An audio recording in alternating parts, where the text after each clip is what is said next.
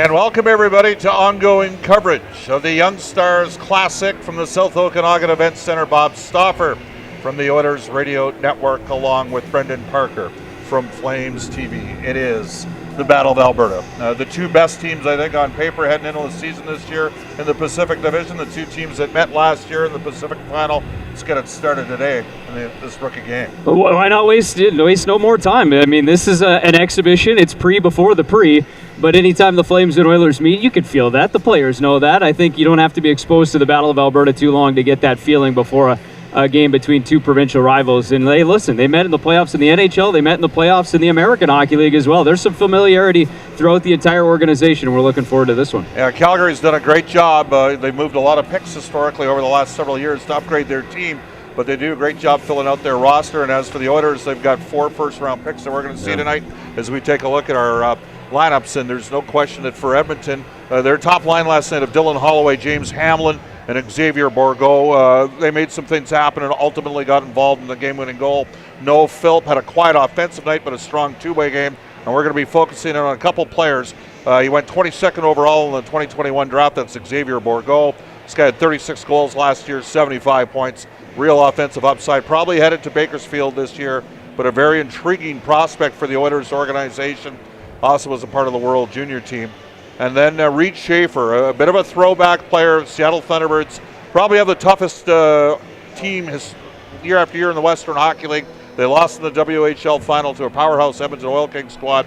Schaefer's father played in the Western League, was a legendary enforcer. Reed's got a lot more offensive upside, 32 goals. So those are a couple of the players for Edmonton that we're going to be taking a look at. Brendan, let's talk a bit about Calgary. Yeah, well, for the Calgary Flames, obviously they lose last night against the Vancouver Canucks, but an opportunity to get right back at it tonight. Head coach Mitch Love talked about loving their first period, but maybe need a little bit more in the second and third and carry some of the momentum. A couple of changes to the forward group and defensive group, but most notably Adam Klappa will get an opportunity to go up on kind of their top line alongside Jacob Pelche and Cole Schwindt. As far as players to watch here tonight, Connor Zary, one of those 2 first-round picks for the Calgary Flames that are in the lineup here at the Young Stars Classic back in 2020, 24th overall. A guy that fractured his ankle in the exhibition game throughout rookie camp, actually this time last year, set his season back 10 weeks, he said. So he's looking to build on a good finish to this year. And this is a guy that you will not miss on the ice. 6'7", 235 pounds out of the Czech Republic.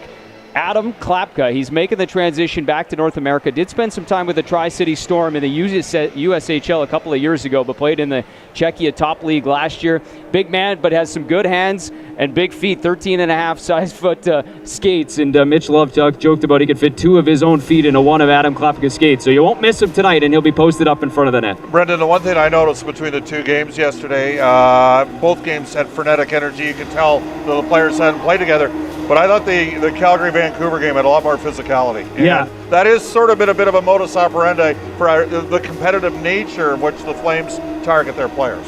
It's 100% one of the topics they brought up right before this tournament started is you can always control your competitiveness no matter how much rust you have, how many nerves you have. Be competitive, and we saw that through elements of that Vancouver game. There were some conversations after the whistle. You could see some of that building throughout the game, and I expect it to continue tonight. Well, it's interesting because when we first came to this tournament back in 2010, 2011, you would see a lot of, there would be 4 or 5 fights often. I know the Oilers team in 2013 only scored 4 goals in 3 games, but they had 6 fights. I mean, there was a lot of that. There's a different type of player today, but Calgary still has a bigger, to me, heavier presence. But they're looking for a little bit of offense tonight. Well, absolutely, and you need to find some of that, and some of that comes with the confidence. Some of it comes with working off some of the rust. The first game action a lot of these guys have coming out of their off seasons. But without doubt, I mean, when we see some of that, some of the physicality, and these are guys trying to make an impression, and everybody has their management staff, their scouting staff. They want to make sure that they're leaving a good first impression, second impression, and when they get to main camp, an opportunity to push for tougher decisions and maybe roster spots, whether it's in Calgary, the Wranglers moving to the Calgary now full-time, their American Hockey League team, or the big club, the Flames. That's going to be an intriguing night. Calgary going back-to-back with Dustin Wolf. It's probably one of their top 5 prospects. Olivier Rodrigue will start a goal for the Edmonton Oilers, rookies. And the next voice that you're going to hear is our public address announcer, Joey Pitt.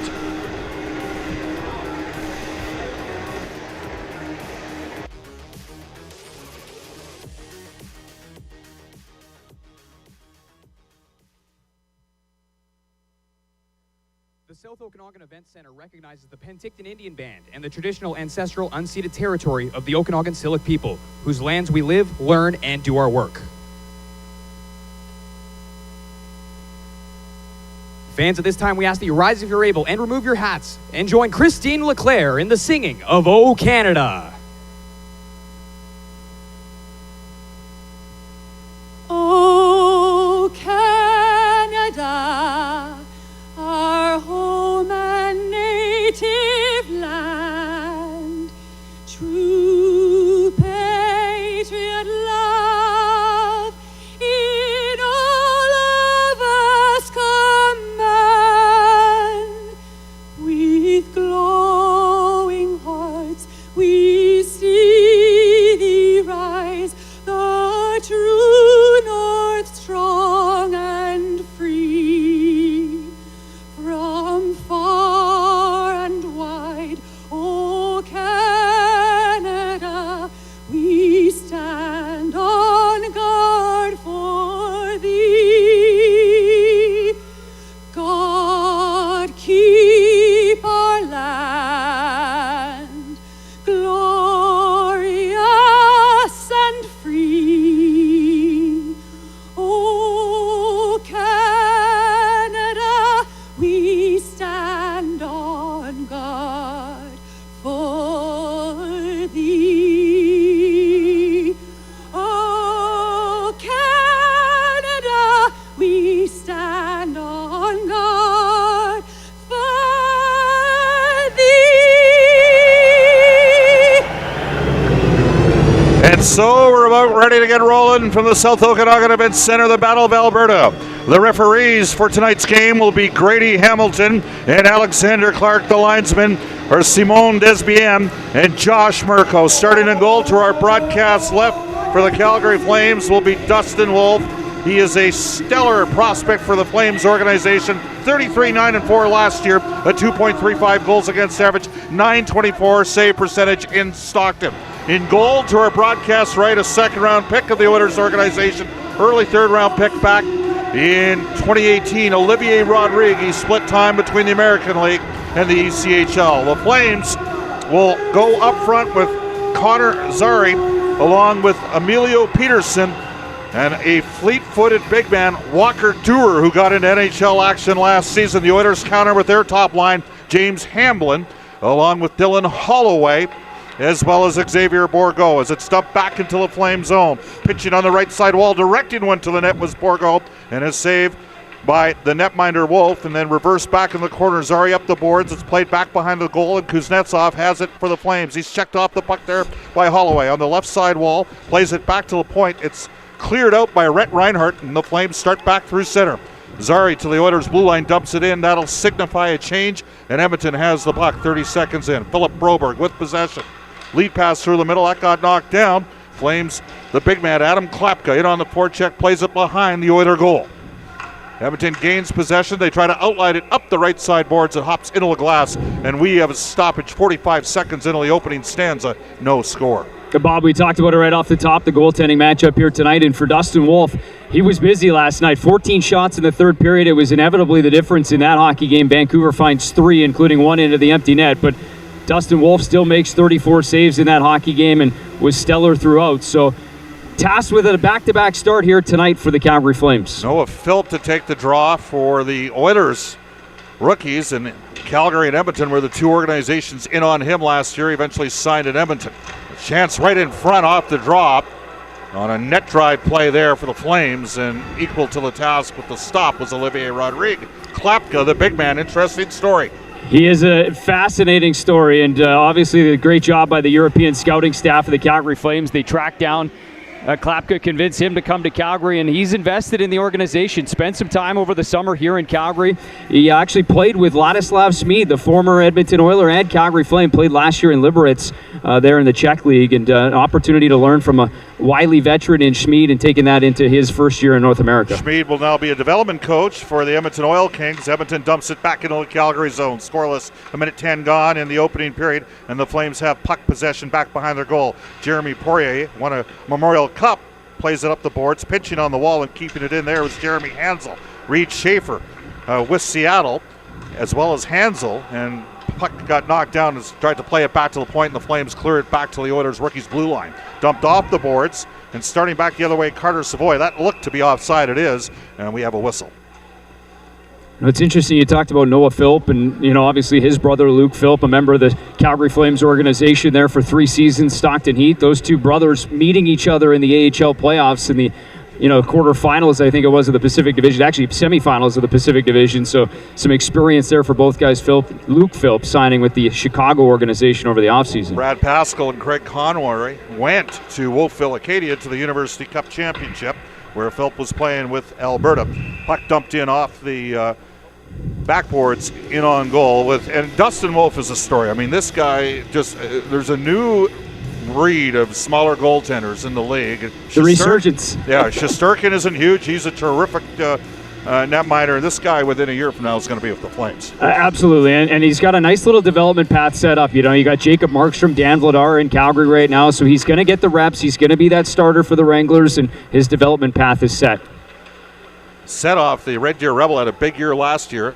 Sends it up the boards and back into the Oilers zone. It's wrapped around the wall, and a collision there, unable to knock the puck down for Edmonton, and they can't gain possession. They try to dump it up the left side boards, and Ty Nash, that's the son of Tyson Nash, couldn't negotiate contact. Calgary plays it back into the Edmonton zone. It's wrapped around the wall again, up the left side. Nash through the middle, and Kesselin couldn't pick it up, and Lucas Sionis, a hard-hitting player for the Seattle Thunderbirds, sent Nash askew.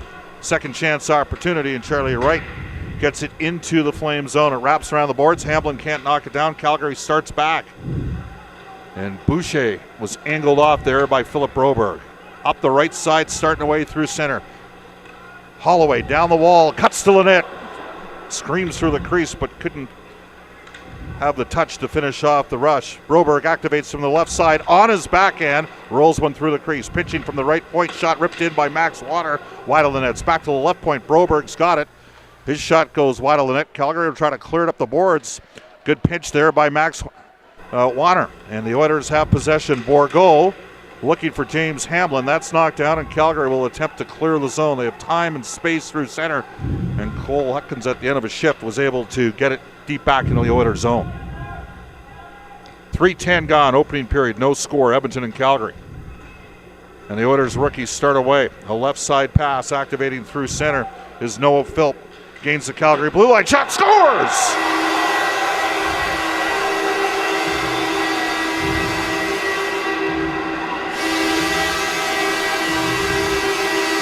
Noah Philp was a 75-point scorer at the Seattle Thunderbirds. Bit of a late bloomer in the Western League.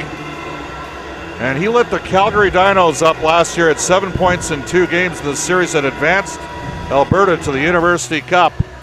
And he didn't finish off a couple opportunities last night. I think that's a bit of a surprise, scoring from there. Nice shot. That's a heck of a play by Noah Philp, though, to come in with speed through the neutral zone like that, and a quick wrister. Maybe caught Dustin Wolf a little bit by surprise, but right on the short side, and a beautiful release there from Philp to open up the scoring here for Edmonton. Walker Duer sends Hansel into the boards, and Duer was very impressive last year in the rookies game. Edmonton starts away. Carter Savoy couldn't get the puck out of the zone, and here's a chance for Zary. Drags it from his forehand to his backhand. Button hooks, plays it back to the point. Poirier waiting, cuts to the middle, shoots, and a good save made by Olivier Rodrigue. Poirier's got a lot of skill. High-scoring defenseman out of the Quebec League, and it was checked off his stick by Carter Savoy outside the line. 4 minutes gone, first period, 1-0 Edmonton. And going back is Ilya Solyov, and he is a talented player and prospect for the Flames organization. They start away through center. Peterson drops it off to Duer. Return pass for Peterson. It's going to be kept into the point, ripped in on goal, and making the save is Olivier Rodrigue. Point shot there, a long-range bomber that came from Simon Levine. Levine, one of those guys from the QMJHL, but you talked about Poirier and some of the skill. We got a little flash of it there with moving the puck and finding some open space in the offensive zone, and that's the strength of Jeremy Poirier, the Memorial Cup champion out of St. John, and obviously a guy that has a lot of the offensive side and a lot of the offensive tools, but he's got to continue to work on that defensive game, which he's talked about here since joining the Flames organization. Obviously, Patrick Lachance is a Quebec League scout for the Flames, and he's got the ear of Todd Button. There's a lot of players out of LeCue drafted by the Flames organization over the last several years, and several of them are here right now. Flames with a chance. It's back to the right point. Calgary's got possession, set off, plays it behind the goal. Charlie Wright works for possession, can't do so. It comes up the boards on the far side, knocked down there by Xavier Bourgault. Can't come away with it as they continue to scrap away for the puck. Just under 5 minutes gone, first period, 1-0 Edmonton. And finally, Kesserling gains possession through center, a left side pass to Holloway. Hops inside of his man. Bourgault with a chance on his backhand. Penalty coming up. And the Oilers rookies are going to get a power play. As a net drive created an opportunity, and Edmonton gets a chance to work with the extra man. As going off for the Flames is Jacob Pelche, who was terrific last season as a rookie in the American League. Let's take another look at the goal here, Brendan. At the penalty, rather. We'll go to the penalty. Yeah, here's a look at Jacob Pelche, and it was both him and Simone Levine in there on the defensive side, but it was Levine diving, and I think it's Pelche that gets the stick in there on Bourgault. He goes off for tripping, but Flames kind of trying to crash into the puck carrier there, but it's a couple of good offensive shifts for that top line of the Oilers already here tonight. Holloway had a burst, and now Bourgault that draws the penalty. First unit power play for Edmonton on the ice, which features Broberg as a lone defenseman. Matvei Petrov had a big season last year with North Bay. He is out there. In fact, he has the puck right now with the Oilers rookies top line through center. Petrov through the middle looking for Holloway. It's in. And a save made there by Dustin Wolf.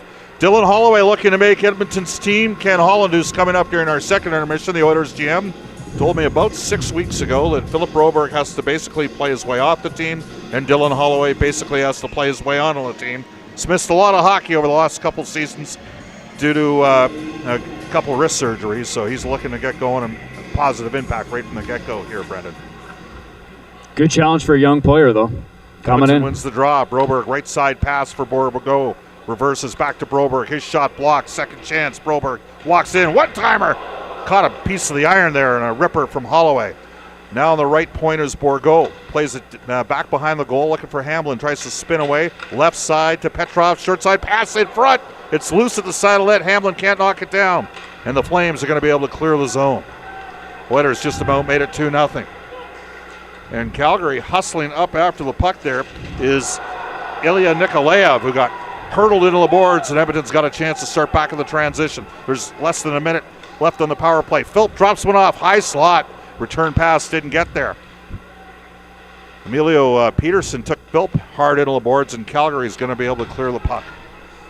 This is an aggressive penalty kill. We saw it last night. Pelche, one of those guys, he's sitting in the box right now. He was actually paired with Schwint last night, taking his place. Klapka getting a little bit on the special team side, the defensive and the PK. It's hammered into the far right corner. The Oilers try to outman the Flames. They've still got another 30 seconds left on the power play, but Calgary's going to come away with possession and vacate the zone with the puck. Schaefer now starts Edmonton away to Max Wanner. A left side pass, chase on his horse through center. Down low, looking for Jeremy Hansel. Back behind the goal for Noah Philp. Tries to fight free, poke it back to the right point. Wanner's makes a patient move. Fires one in on goal. Solid save by Dustin Wolf. The Flames are back to full strength. Edmonton 0 for 1 in the power play, out shooting Calgary 6-4, but leading by a score of 1-0 on a goal by Noah Philp. Back to even strength now. The Calgary Flames will send out a unit. Rory Cairns, 118 points in the Ontario Hockey League last year, second among all scorers. Had a great year. Ty Nash through center for Edmonton. Shot gets directed towards the goal. It broke a stick, and the Oilers rookies will go in and forecheck on the play, and Calgary's going to come away with possession. Set off a lead pass through the middle, far right side, looking for Lucas Ciona, of Seattle Thunderbird player. He got ran into the boards there by Charlie Wright. Edmonton tries to dump one down the wall, and they just got it outside the line. Second chance opportunity for Calgary as it gained the zone, and Siona's shot was blocked there. Flames keep it in at the right point. And Beck tries to work free. Wright will battle down low with Nikolaev, and Edmonton's going to get a chance to clear the zone. They need to make a change. Adam Kambites, we didn't expect him to play. His dad played at the University of Calgary. His father, Jim, played in the Western League. He is in the lineup for the Oilers rookies. 8 minutes gone, first period, 1-0 Edmonton, and it's played into the Oilers zone.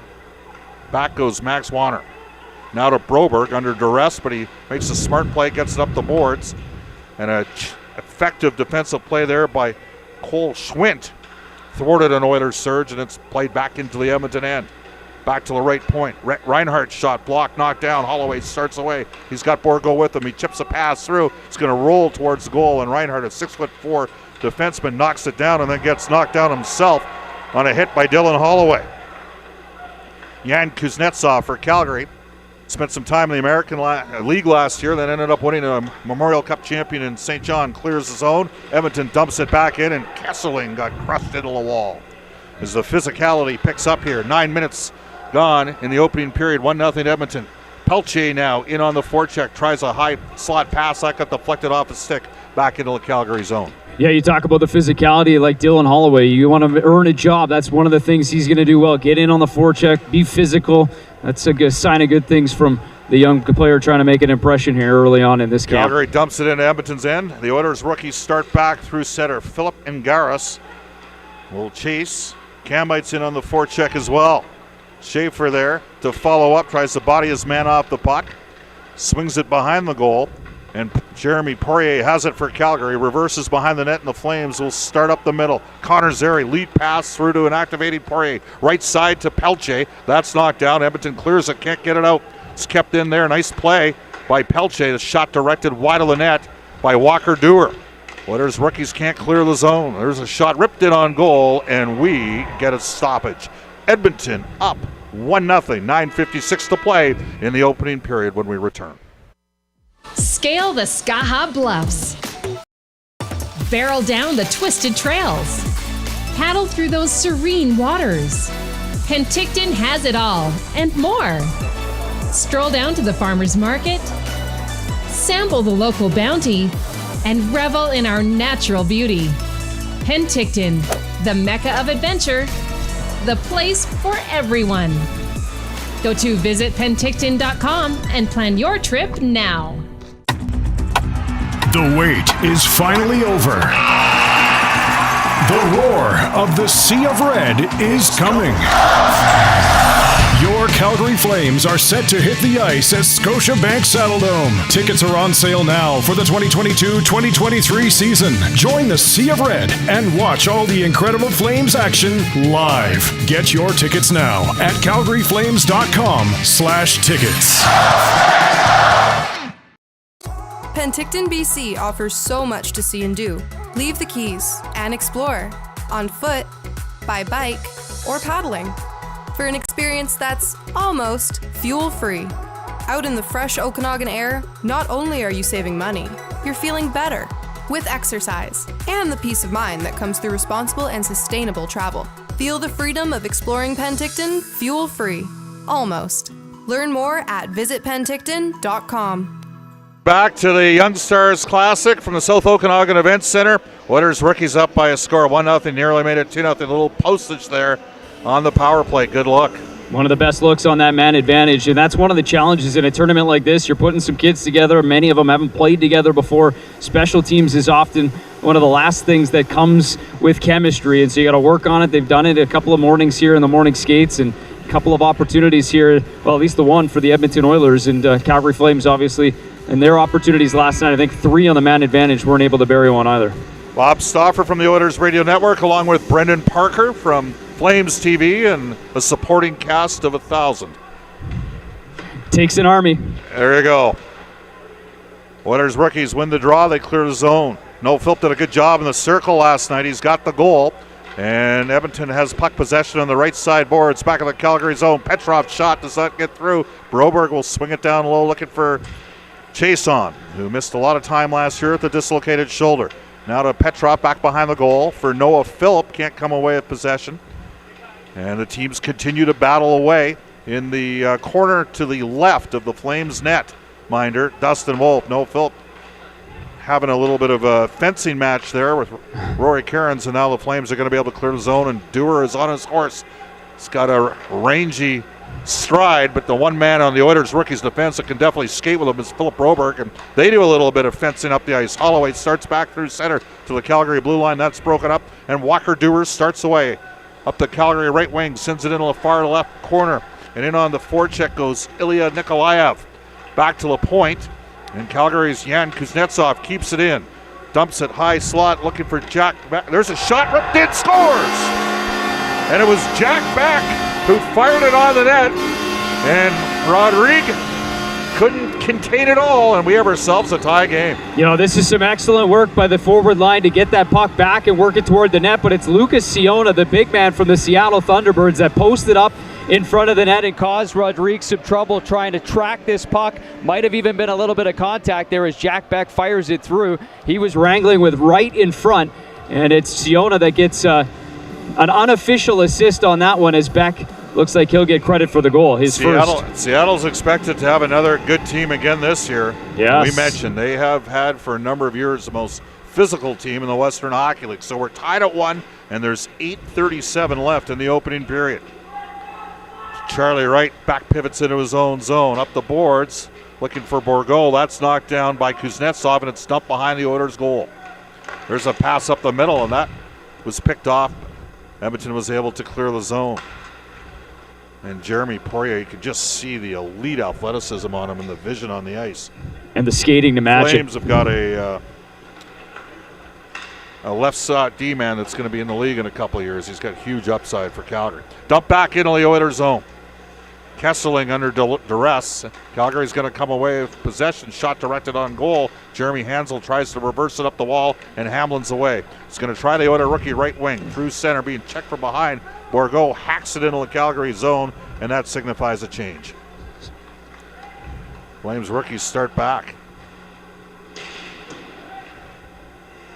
Solovyov, and he's a talented player. Played a lot last year in the AHL, dumps it in. Edmonton starts back. Nash chips and chases. Luca Hoff, who played for Germany in the World Juniors, is going to be with the Edmonton Oil Kings this season. He'll work and contest a battle down low with Adam Kambites. It's back to the left point. Hansel's shot ripped in on goal. Easy save for Dustin Wolf. And then Kambites gets in a little bit of an exchange afterwards there with Jeremy Poirier, and Poirier, I don't think they need to keep him on the ice. He's a pretty good player. Well, so. You mentioned Solovyov getting that experience last year in the American Hockey League, his first year a pro, and kind of continue his evolution as a defender in the pro ranks, and a guy that comes from Belarus. He's spent some time with the national team, and obviously a real nice, bright prospect for the Calgary Flames on the back end. He's got a heavy shot too. He should maybe use it a little bit more, and he'll get a few more reps. He was an experienced team in Stockton last year, particularly on the back end, so his reps and some minutes will come up a little bit as well when he gets back into Calgary with the Wranglers this season. Kambites is in for 40 goals scored on the OHL last year. Ty Tullio, I saw him working out for the game. We thought he was going to play. Calgary brings it into the Oilers zone. And Emilio Peterson drops one off. It's chipped back down low by Setoff. There's a chance for Dewar, ripped through the crease, back to the left point. Levine keeps it in, directs it behind the goal for Dewar. Good cycle here for the Flames rookies. They battle. Dewar's a big body. Edmonton hacks it free, and the Oilers' fourth line is going to be attempting to clear the zone. They only got it to the blue line. Chance for Dewar the other way. Couldn't pick it up cleanly, and Broberg will have to chase back behind the Oilers rookie goal. Kesselring and Dewar looking at each other. That's a couple straight shifts now with Dewar in the we might see something a little bit later on. Yeah. Couple college kids, but the Flames start back on the transition. Far left side looping lead pass. Mac Warner was there defensively, and the Oilers rookies are going to get a chance to start the other way. And Angaris hops on his horse through center. Goes to drop one off for Chason. Can't pick it up cleanly. And Jan Kuznetsov reverses back behind his goal for Rhett Reinhardt. Lead pass through the middle. It's tied at 1. There's 6 minutes left in the opening period. Flames bring it to the Oilers rookie blue line. Charlie Wright starts Edmonton back the other way. Right side pass looking for Kambites. Can't pick it up cleanly. And the Flames rookies will have an opportunity. Through the middle, and that's knocked down, and Reinhardt's going to reverse back into his own zone. Cole Schwint looking to get untracked. Back the goal scorer for Calgary. We think he's officially the goal scorer. He plays it back into Edmonton's zone. Still haven't announced that goal, but yeah, I think that he is right now the goal scorer for Calgary. Here goes Noah Philp through center. He's up over the line. He walks in. Oh, he had a chance to hit Petrov and couldn't get the pass through. Maybe should have taken the shot. Schwint starts back for Calgary. Drag move by Klapka. In on goal. And it defended effectively there by a combination of Kesseling and Borgo. It's played back to the right point. Poirier swings one down low for Pelche behind the net for Klapka. He rips it around to the far left side. There's a shot, high slot, backhand, deflected wide of the goal.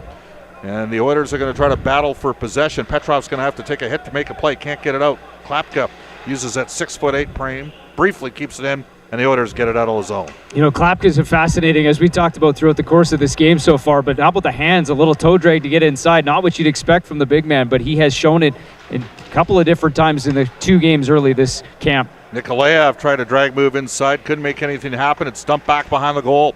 Flames still on the offensive surge on the cycle, and we got a penalty coming up to Jeremy Hansel, and that's a no-doubter for the camp pin fight out of the Seattle Thunderbirds. So the Calgary Flames get their first chance with the man advantage. Hansel, one of those 3 players we'll see in this game tonight from the Seattle Thunderbirds, and they had that run all the way to the WHL final. But our first opportunity to see this Calgary Flames power play, and just looking at the personnel, it's very similar to what we saw last night in terms of their number 1 unit. Zari up front, but also along with Jacob Pelche and Emilio Peterson. Cole Schwint will work the back end with Jeremy Poirier. You got that puck-moving defenseman who can kind of work the top of this power play and see what they can do in their first opportunity. Hamblin against Zari, the face-off circle. Former Medicine Hat Tiger. James Hamblin wins the draw. Edmonton sends it the length of the ice. There's 4:25 left in the opening period. We're tied at 1-1. And Jeremy Poirier starts it away on the drop and delay through the middle. Pelche. Right side pass on his horse. They drop it off, and Schwint's got it. Came over. There's a play that got knocked down. Holloway's got a chance for a breakaway. He's on his backhand, cuts in, and a good job getting back and defending the play was Connor Zary for the Calgary Flames. Puck bouncing a little bit there on Holloway. Wasn't able to corral it. Gardner McDougall went into St. John with the Sea Dogs and helped Poirier win a Memorial Cup. He drops the puck off, and now Peterson through the middle. Now winding it up. Flames have it. Rory Kearns, you talked about that huge season that he had in the O last year to set off a shot on goal. It's loose at the side of the net. Kesseling was the first man to find the rebound, and he clears it the length of the ice. Long stretch pass, and Rory Kearns starts back and pounds one back into the Oilers zone. Puck's played back behind the net. Broberg didn't pick it up cleanly, and Calgary has possession right side half boards. Kearns waiting to make a play. Back to the right point, set off. Left side pass, walking it in. Here's an opportunity for Kearns now to the right of the net. Through the seam, a shot, and just about another one there for Jack Beck. He's got the goal for Calgary. There's still 25 seconds left in the Flames power play. There's a chance down low. Great save by Olivier Rodrigue, as robbed in tight was Klapka.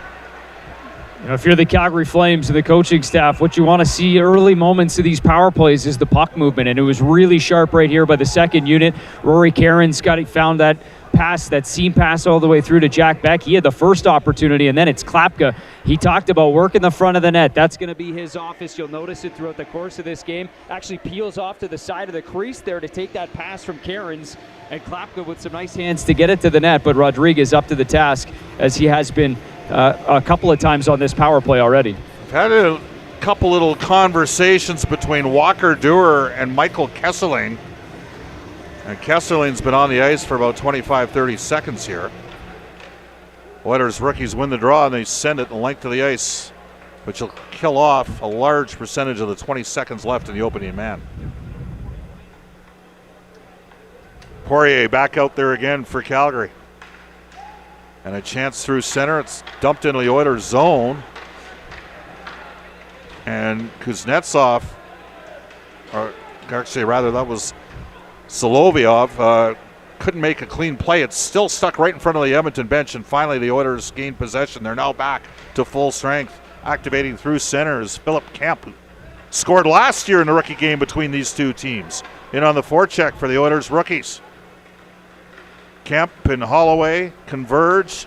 Back behind the goal, a chance for an activating Kesserling, and he missed high and wide to the short side. I thought that puck went over the glass. They didn't whistle it down. It's loose at the side of the net. There's 2 minutes left in the period, and Walker Dewar starts back through center, hops inside of Kesserling, and then Kesserling angled him off, gained possession of the puck. Nicely defended there. Attempted to spinorama, And that was stripped off his stick there. Real effective play by Ilya Nikolaev, and Edmonton's finally going to be able to clear the zone as Holloway had it checked off his stick. Flames rookies start back through center, up over the line. Cole Hudson's back behind the goal, and finally Bourgault will try to reverse pivot away, can't do so. Flames have laid on the body here as this period's gone on. It's helped create some offensive opportunities too, off some turnovers here in the. Rhett Reinhardt back of the right point, tries to hop around his man. Luka Hoff gets it down low. It's swung behind the net. Michael Kesseling's been on the ice for about 2 minutes, and Calgary has puck possession. Kuznetsov back of the left point, walks it in the middle of the ice. Now right point for Reinhardt. His shot ripped in on goal. It's loose at the side of the net, and the Oilers rookie still can't clear the puck out. Bourgault's been out there for a while. And finally, Calgary's making a change, and that's going to buy the Oilers an opportunity to clear the zone. And doing so is Max Wanner down the wall. This should be icing, and we'll have a whistle with 44 seconds left in a period that is tied 1-1, and the shots are 9-9, and both teams are 0 for 1 on the power play. Take a look at the opportunity here from Rhett Reinhardt, getting this puck through the Saskatoon Blade. Actually played under head coach Mitch Love there for the Saskatoon Blades for about a season and a half, so he knows this defenseman well. The only right shot defenseman at the Young Stars Classic for the Calgary Flames. Didn't play last night, but draws in tonight alongside Jan Kuznetsov. So that pairing, you got a Memorial Cup champion and then a Western Leaguer on a left-right combination. Flames rookies win the draw. Hamlin will try to clear it out for Edmonton. The Oilers have Noah Philp out there as well. Hamlin with a chance the other way. He cuts to his left side up over the line, and a good job defending by Setoff, and that broke up a scoring opportunity for Edmonton. Calgary got back, eliminated a chance for 2-on-1. Flames start back.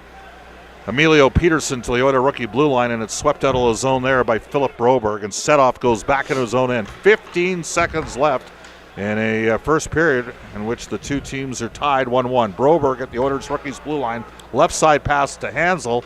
Klapka's going to take him out, and that'll kill the clock here in a period in which we are tied 1-1. Entertaining period. And you talked about physicality off the top in this Battle of Alberta. I think we saw elements of that. We saw, two different stretches where I thought maybe the Edmonton Oilers were dictating things a little bit more physically, and then the Calgary Flames pushed back at the end of that period. I think the power play had a little bit to do with that. Each team got a little momentum from the power play, and a nice little pushback from the Flames to finish the period, and pretty evenly played. I think Oilers more at the start, Flames more at the end. Coming up in our first intermission, we'll have a feature on Oilers goaltender Stuart Skinner, who will likely back up Jack Campbell this year. And Brendan Parker will be in conversation with Ray Edwards from the Flames organization. We're tied at 1 after 1. Fresh off the ice here at Oilers Hockey School as he continues his NHL offseason. It's Oilers goaltender Stuart Skinner. Stuart, thanks so much for doing this. Really appreciate your time. And let's maybe talk about your offseason and what that's kind of looked like so far. Yeah, it's been a great offseason so far. Took a little break right away. Went to Hawaii for a few days and just enjoyed myself over there. And after that, just been back into training. So it's been 5 days a week, back in the gym, back on the ice, getting on the ice with Dustin Schwartz, obviously, which has been really great. And just working on the game, trying to get stronger, a little bit faster, and nutritionally trying to be dialed in with what I eat and kind of what I put in the body. So it's been great. It's been busy, and it's been a lot of fun. Hockey players and goaltenders routinely work on their overall game. But when we ask skaters, they typically say there's a primary area that they work on in the offseason, whether it be their shot, their strength, their skating. How about a goaltender? What does that look like? Did you have a primary focus that you wanted to work on this year? Yeah, I mean, just like what you said, for a goalie, you're working on all parts of your game. I mean, there's so much that goes into being a goaltender technically that there's always something to kind of tweak and work on here and there. And Schwartzy does a fantastic job with his plan with me and kind of what we work on. And yeah, this summer right now, it's a little bit like last summer. We're just kind of working on my position, kind of making sure I don't get wide in my stance, kind of little things like that.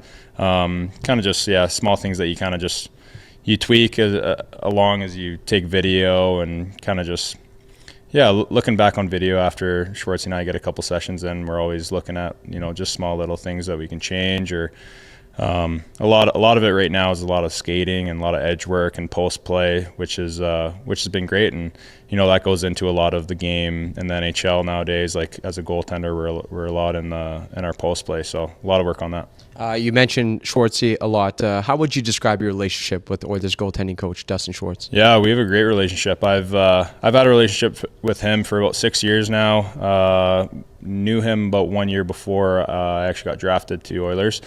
And yeah, just like basically he's been my coach for my whole pro hockey career, and it's been absolutely amazing. He's changed my game completely, and he's just a great human being in general, a great family, and we get along very well. And yeah, it's been a lot of fun, and I don't know where I'd be without him. You've talked about your busy offseason so far. It's also been a busy offseason here in Edmonton, and one of the main acquisitions was obviously goaltender Jack Campbell coming from Toronto. Have you kind of reached out to him, had a conversation with him, and how much are you looking forward to being a tandem with him next season? Yeah, I'm stoked. I'm so excited to meet him and start playing with him. And yeah, I mean, I've heard amazing things about him, that he's just a great human being and really enjoyable around the rink and off the ice. And so I'm very, very excited. I sent him a text just telling him congratulations, welcome to the Oilers, and just hey, how's it going? And he responded. He was great, and he was very, very kind. And he was saying that if I ever need anybody to talk to give him a shout. And so just yeah. I'm so excited to start working with them and see what it's all about. Yeah, it's a new tandem here in oil country, of course. For the past few seasons, it's been Mikko Koskinen and Mike Smith, with yourself dabbling in here and there. How much did you rely on Mike and Mikko in the last few seasons and pick their brains a little bit while you had the opportunity to? Yeah, so fortunate to work under those guys. I mean, I got a good 2-3 years where I just got to pick their brains and kind of ask them a ton of questions. I think I probably annoyed them a couple times with how many questions I had, but yeah, just always learning and trying to be a sponge and try to take everything in that they're doing and watching everything that they're doing. And I mean, I learned so much, and I think that's a big reason why my game kind of shifted from my first year pro to now. It's been a huge improvement just by watching those guys, see what they do on a day-to-day basis, how they work, what they eat, just all the small things. Yeah. Stuart, let's talk about last season. You got into 13 games. You started 12 of them. You won 4 of your last 5 starts here in Edmonton, including a Valentine's Day shutout victory, 20 saves against San Jose. What did last year prove to you personally?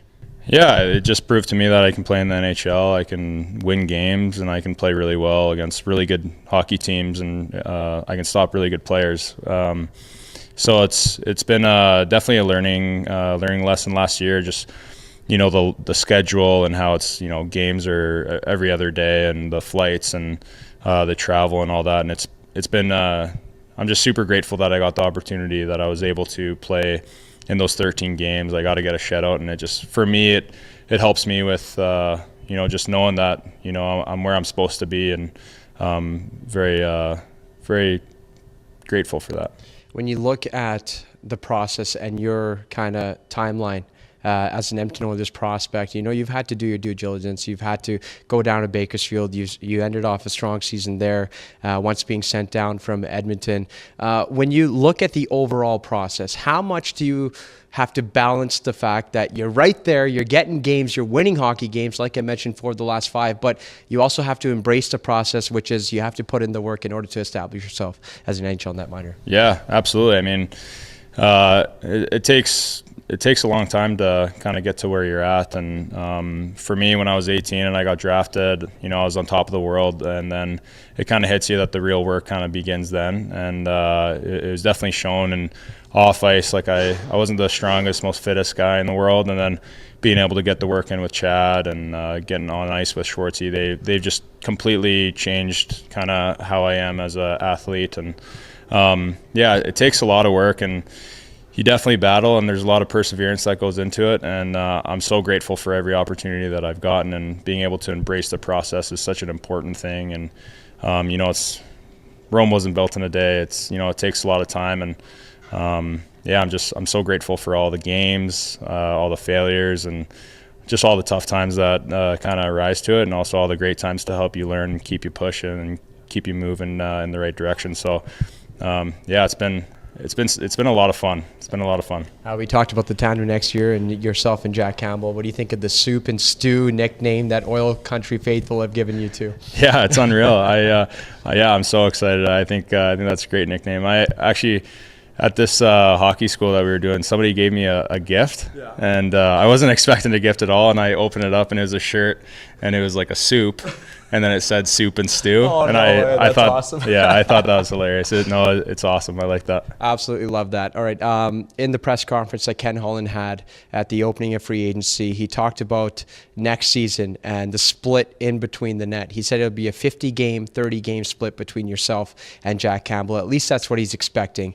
How ready do you feel for those 30 games and playing a pivotal role here for the Edmonton Oilers? Definitely ready. I'm excited. I'm ready to get going right now.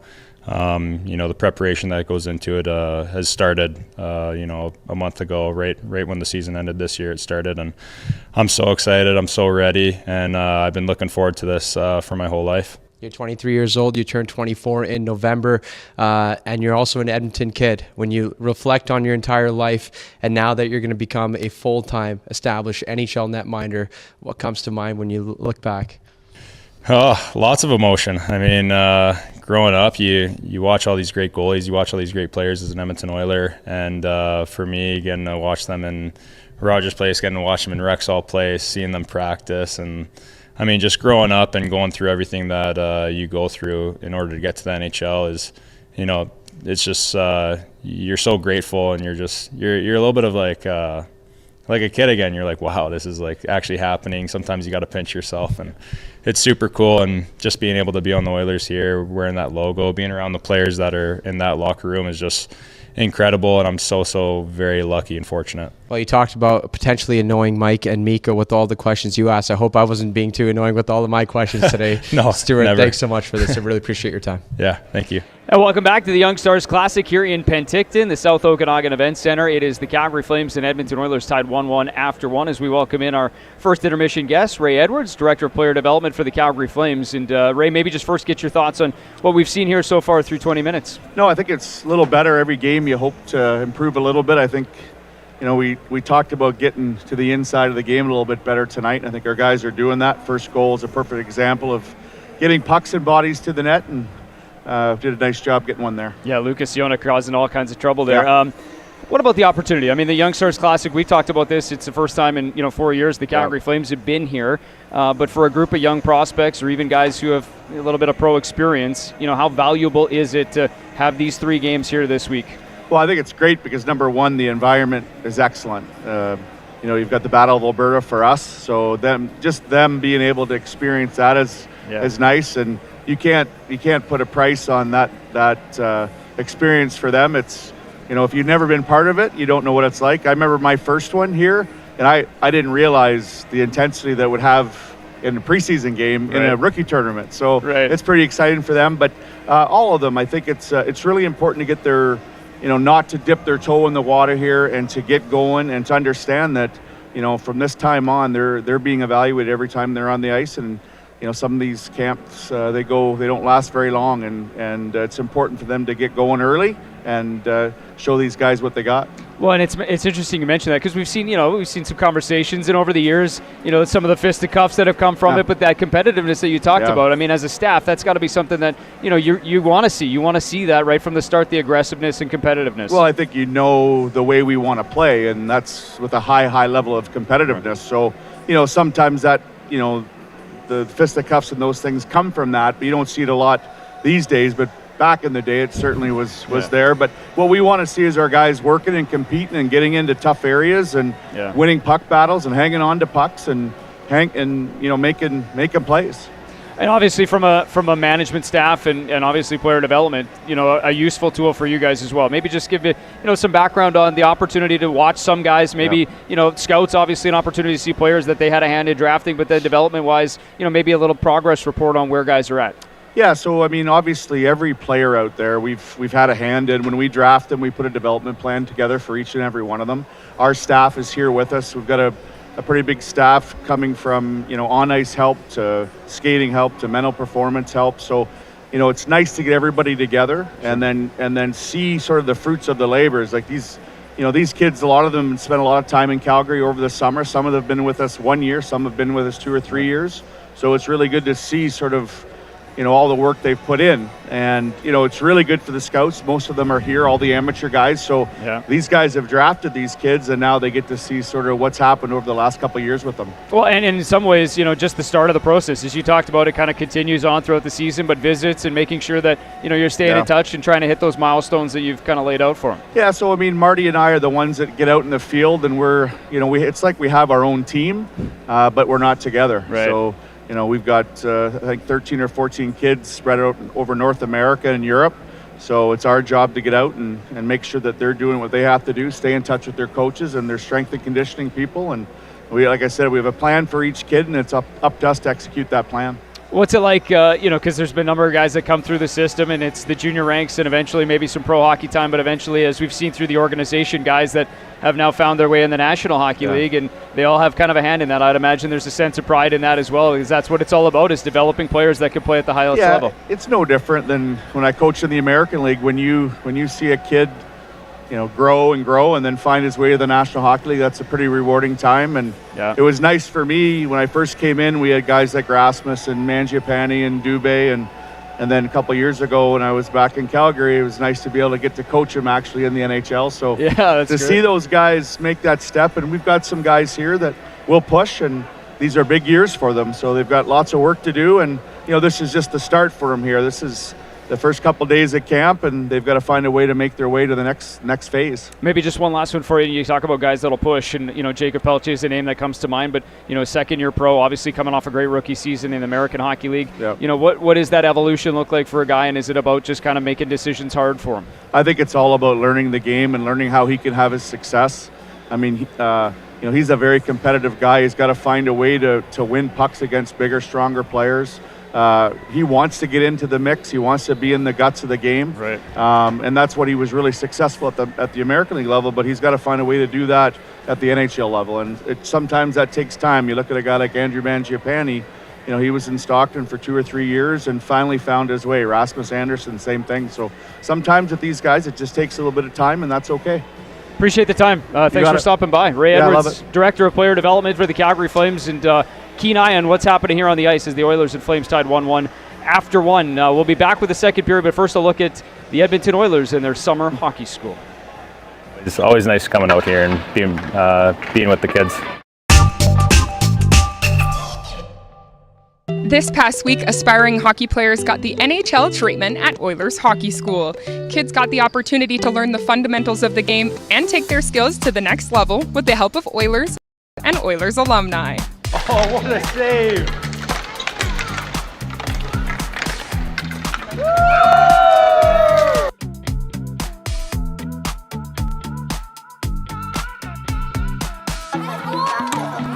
Let's see it. I want to see some dangles. It's a great initiative, and anytime you can get kids out playing hockey together in the summertime and exercising, and we're all kind of pretty worked up here from this ball hockey. There's a lot of kids out there.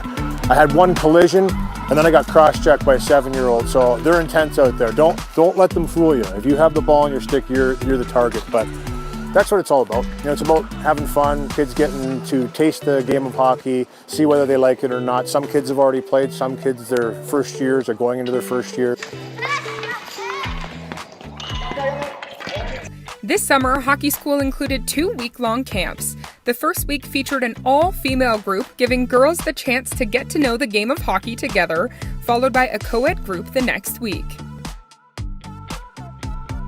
This one is for girls in general to get involved in hockey. I think you see kind of a shifting tide, a lot of more girls in participation with like GM roles and stuff like that in the NHL. So it's nice to get girls involved in hockey, and they can be GMs, they can be coaches, whatever they want. So it's kind of cool to see. It makes me feel really good because they just help us build our confidence, and they'll give us an autograph.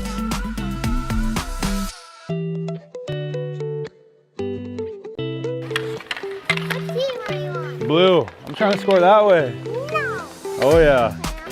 Yeah, I find it very important. I mean, growing up as a kid, I grew up in Edmonton, and I wish I was able to do something like this where you kind of see, Oilers or professional athlete and kind of talk to them and see them come out. I mean, it's so great for the kids. It's so important, and any way that I can give back to the community is just something that I love to do, and it's a lot of fun as well.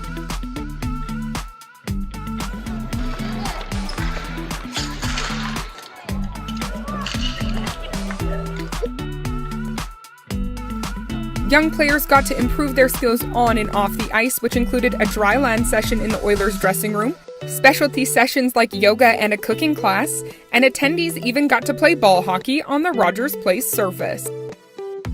What I've learned is be respectful to everyone that's teaching you and put in full effort while you're working on ice or off. That makes me feel happy because they teach us new stuff that we don't know, and that we don't know what to do. And then if someone was new, they would teach them how to do it. 40 years I've been playing and being around the game of hockey, so I know I'm an old guy, right? Hey, how are you? It's kind of trying to find that passion, try and find something you really like, and it's a team sport, which I've always loved about hockey. There's going to be people in the room, you're going to make new friends. For the parents, you're going to meet new parents. It's just a real social network and a fun time.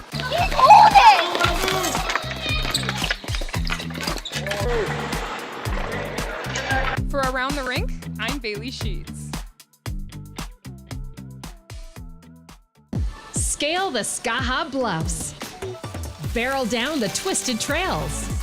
Paddle through those serene waters. Penticton has it all and more.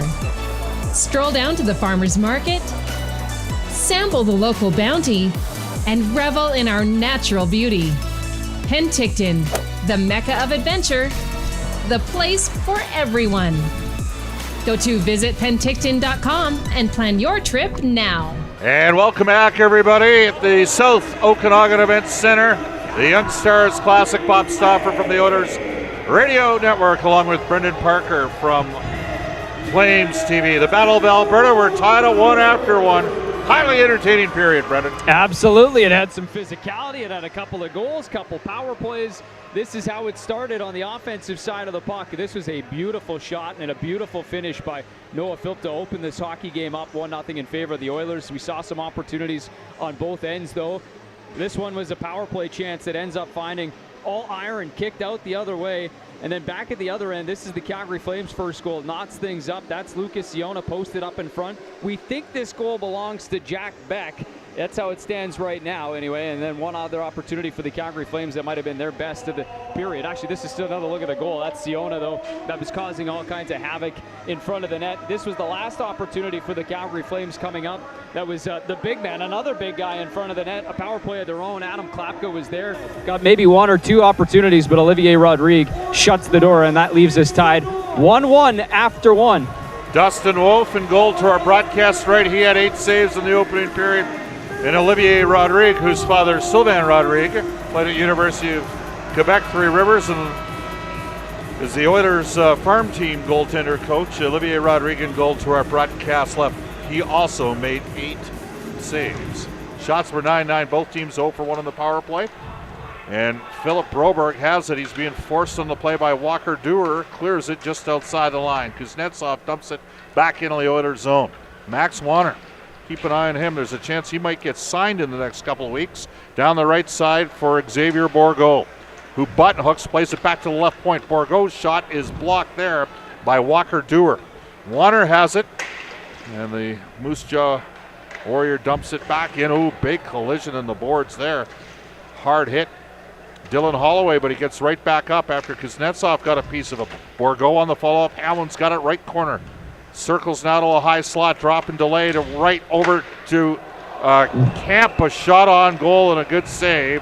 And then Rhett Reinhardt is working over James Hamblin in front of the goal. Boy, that is a tough angle to get that release away, but Camp did a really good job of getting a lot on this shot on the pass from right. Look at this from the corner, and Dustin Wolf's able to slide over and get the blocker on it, but a nice feed. And, you talked about that top line with Bourgault and Holloway and Hamblin being the best on night number 1 for the Edmonton Oilers. So I think they've been dictating things once again here tonight for this Young Stars roster. Kemp's an interesting story. Former captain at Yale, broke his neck last season during the year in Bakersfield, but has been able to continue playing hockey. That was a very scary incident.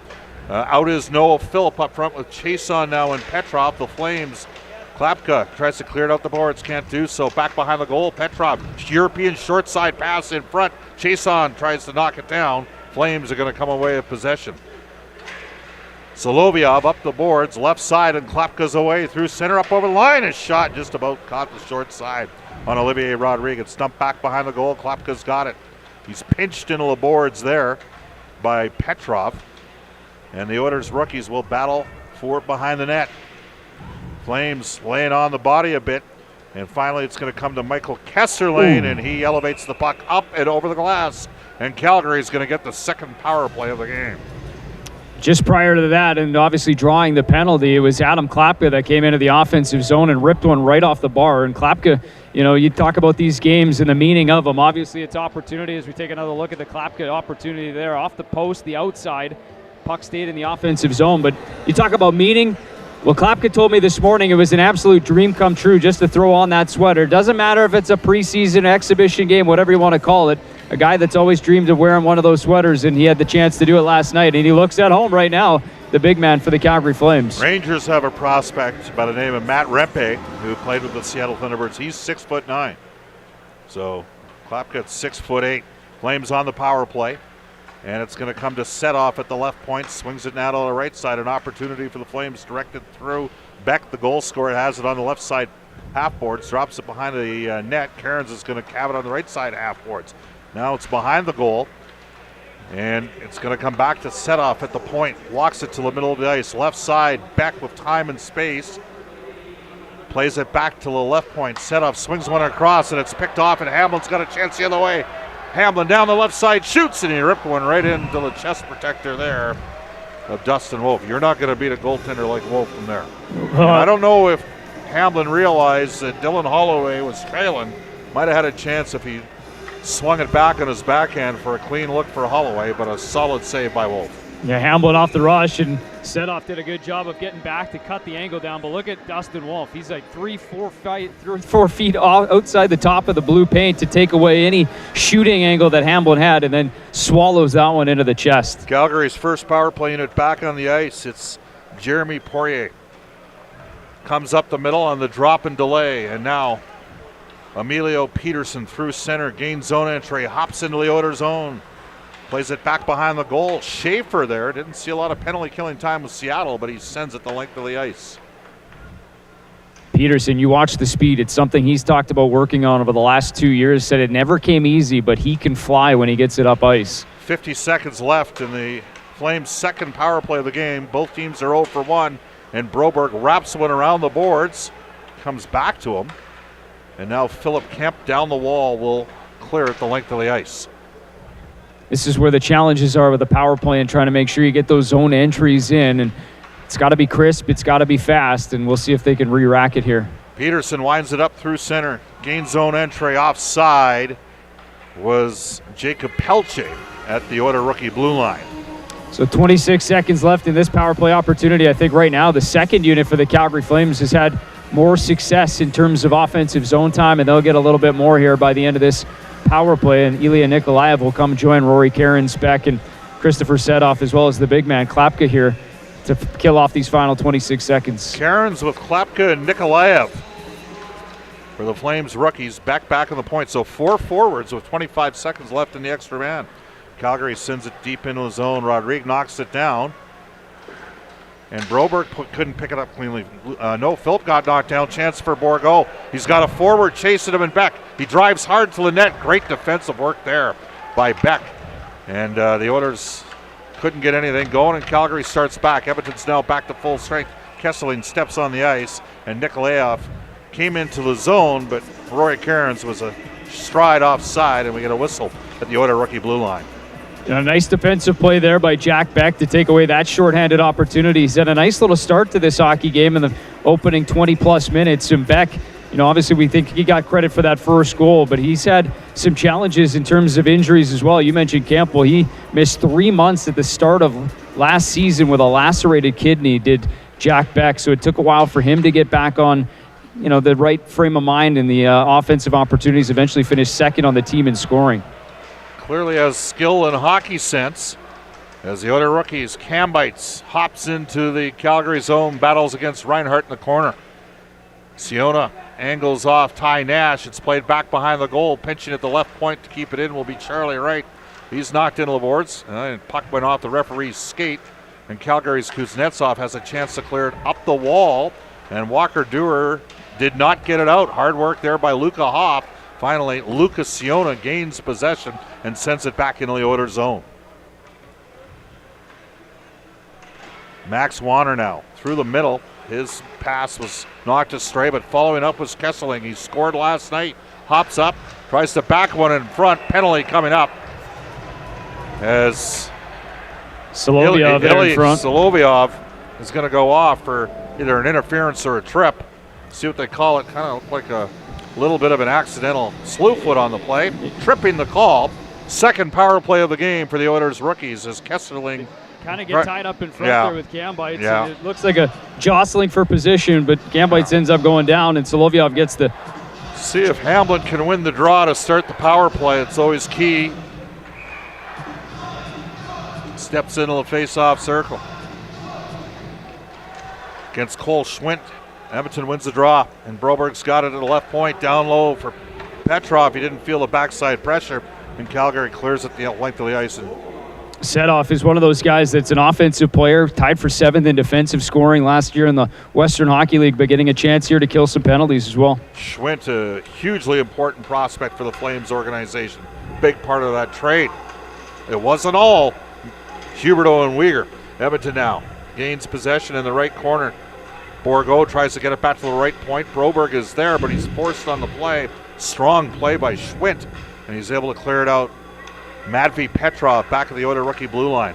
Now to James Hamblin. He's going to traverse through the middle, send it into the far left corner. He's going to follow it up, and the Flames rookies gain possession and send it the length of the ice. It's a good opening PK shift from Schwint and Pelche there to kind of set the table for this first minute of the power play for the Oilers. And it starts when you don't. They kind of won the face-off, but they didn't create anything off the draw. The Flames rookies have killed the first minute and 10 of the second Oilers rookies power play here. There's 5:45 gone in the second period. We're tied 1-1, and Broberg rips one into the zone, knocked down by Wolf. Tries to wrap it around the wall. It's knocked down there by Noah Phillip. Centered one in front. It's going to come back to the left point for Wanner. Now in the half boards, Christensen back to Wanner. Long range shot. It's loose at the side of the net. Jason's got it. High chance there and a miss from Reed Schaefer. He probably liked that opportunity back. 25 seconds left in the power play. Wanner left side to Chason. Back to Wanner. And the puck hopped up and over his stick, and Klapka's going to chase after Wanner. 6-8 against 6-3. And Wanner gets sent into the boards, and Calgary's back to full strength at 10 seconds. We're tied 1-1. Left side pass through the middle, and Noah Phillip could negotiate contact. Second chance, and he'll send it back into the Flame zone. That'll signify a change for the Oilers rookies. Calgary starts away. And Levine up the left side boards through center, pumps one in off the linesman. Look out! And you get clattered into in the left corner. Kesseling there for the Oilers rookies. Up the boards for Ty Nash. Far side pass. Cam bites through the middle. Tries to hop inside of his man Setoff. It's dumped back into the Calgary zone, and Levine reverses behind the net. Up the boards. And Cole Hutchins ends up getting the puck out of the zone. Kesseling, though, starts back for Edmonton through the middle to the Flames blue line. Sweeps one behind the net. Cambites will follow up. It's back to Kemp at the left point. He drops it behind the goal for Angaris. That one's knocked down, and Calgary's set off. Is fenced into the boards by Angaris, and the Flames are going to get a chance to clear the zone. Levine reverses to his defense partner Setoff, and Calgary's got a chance. Left side, Nikolaev will chase after Hansel, who reverses behind the net. No score, 7:30 gone, period 2. Oilers rookies through the middle. And Hansel, a rare offensive foray for the defender, into the Calgary end. In on the forecheck goes Xavier Bourgault. He's got it behind the net. Swings down to the left side. Plays it back to left point. Hansel, a hot shot high and wide. Glove side on the netminder. It's stumped behind the net. Centered in front, and a great save made there. Second chance opportunity, and Holloway couldn't pick it up cleanly on a pass from Hamblin. Now a chance for Hamblin. He scores!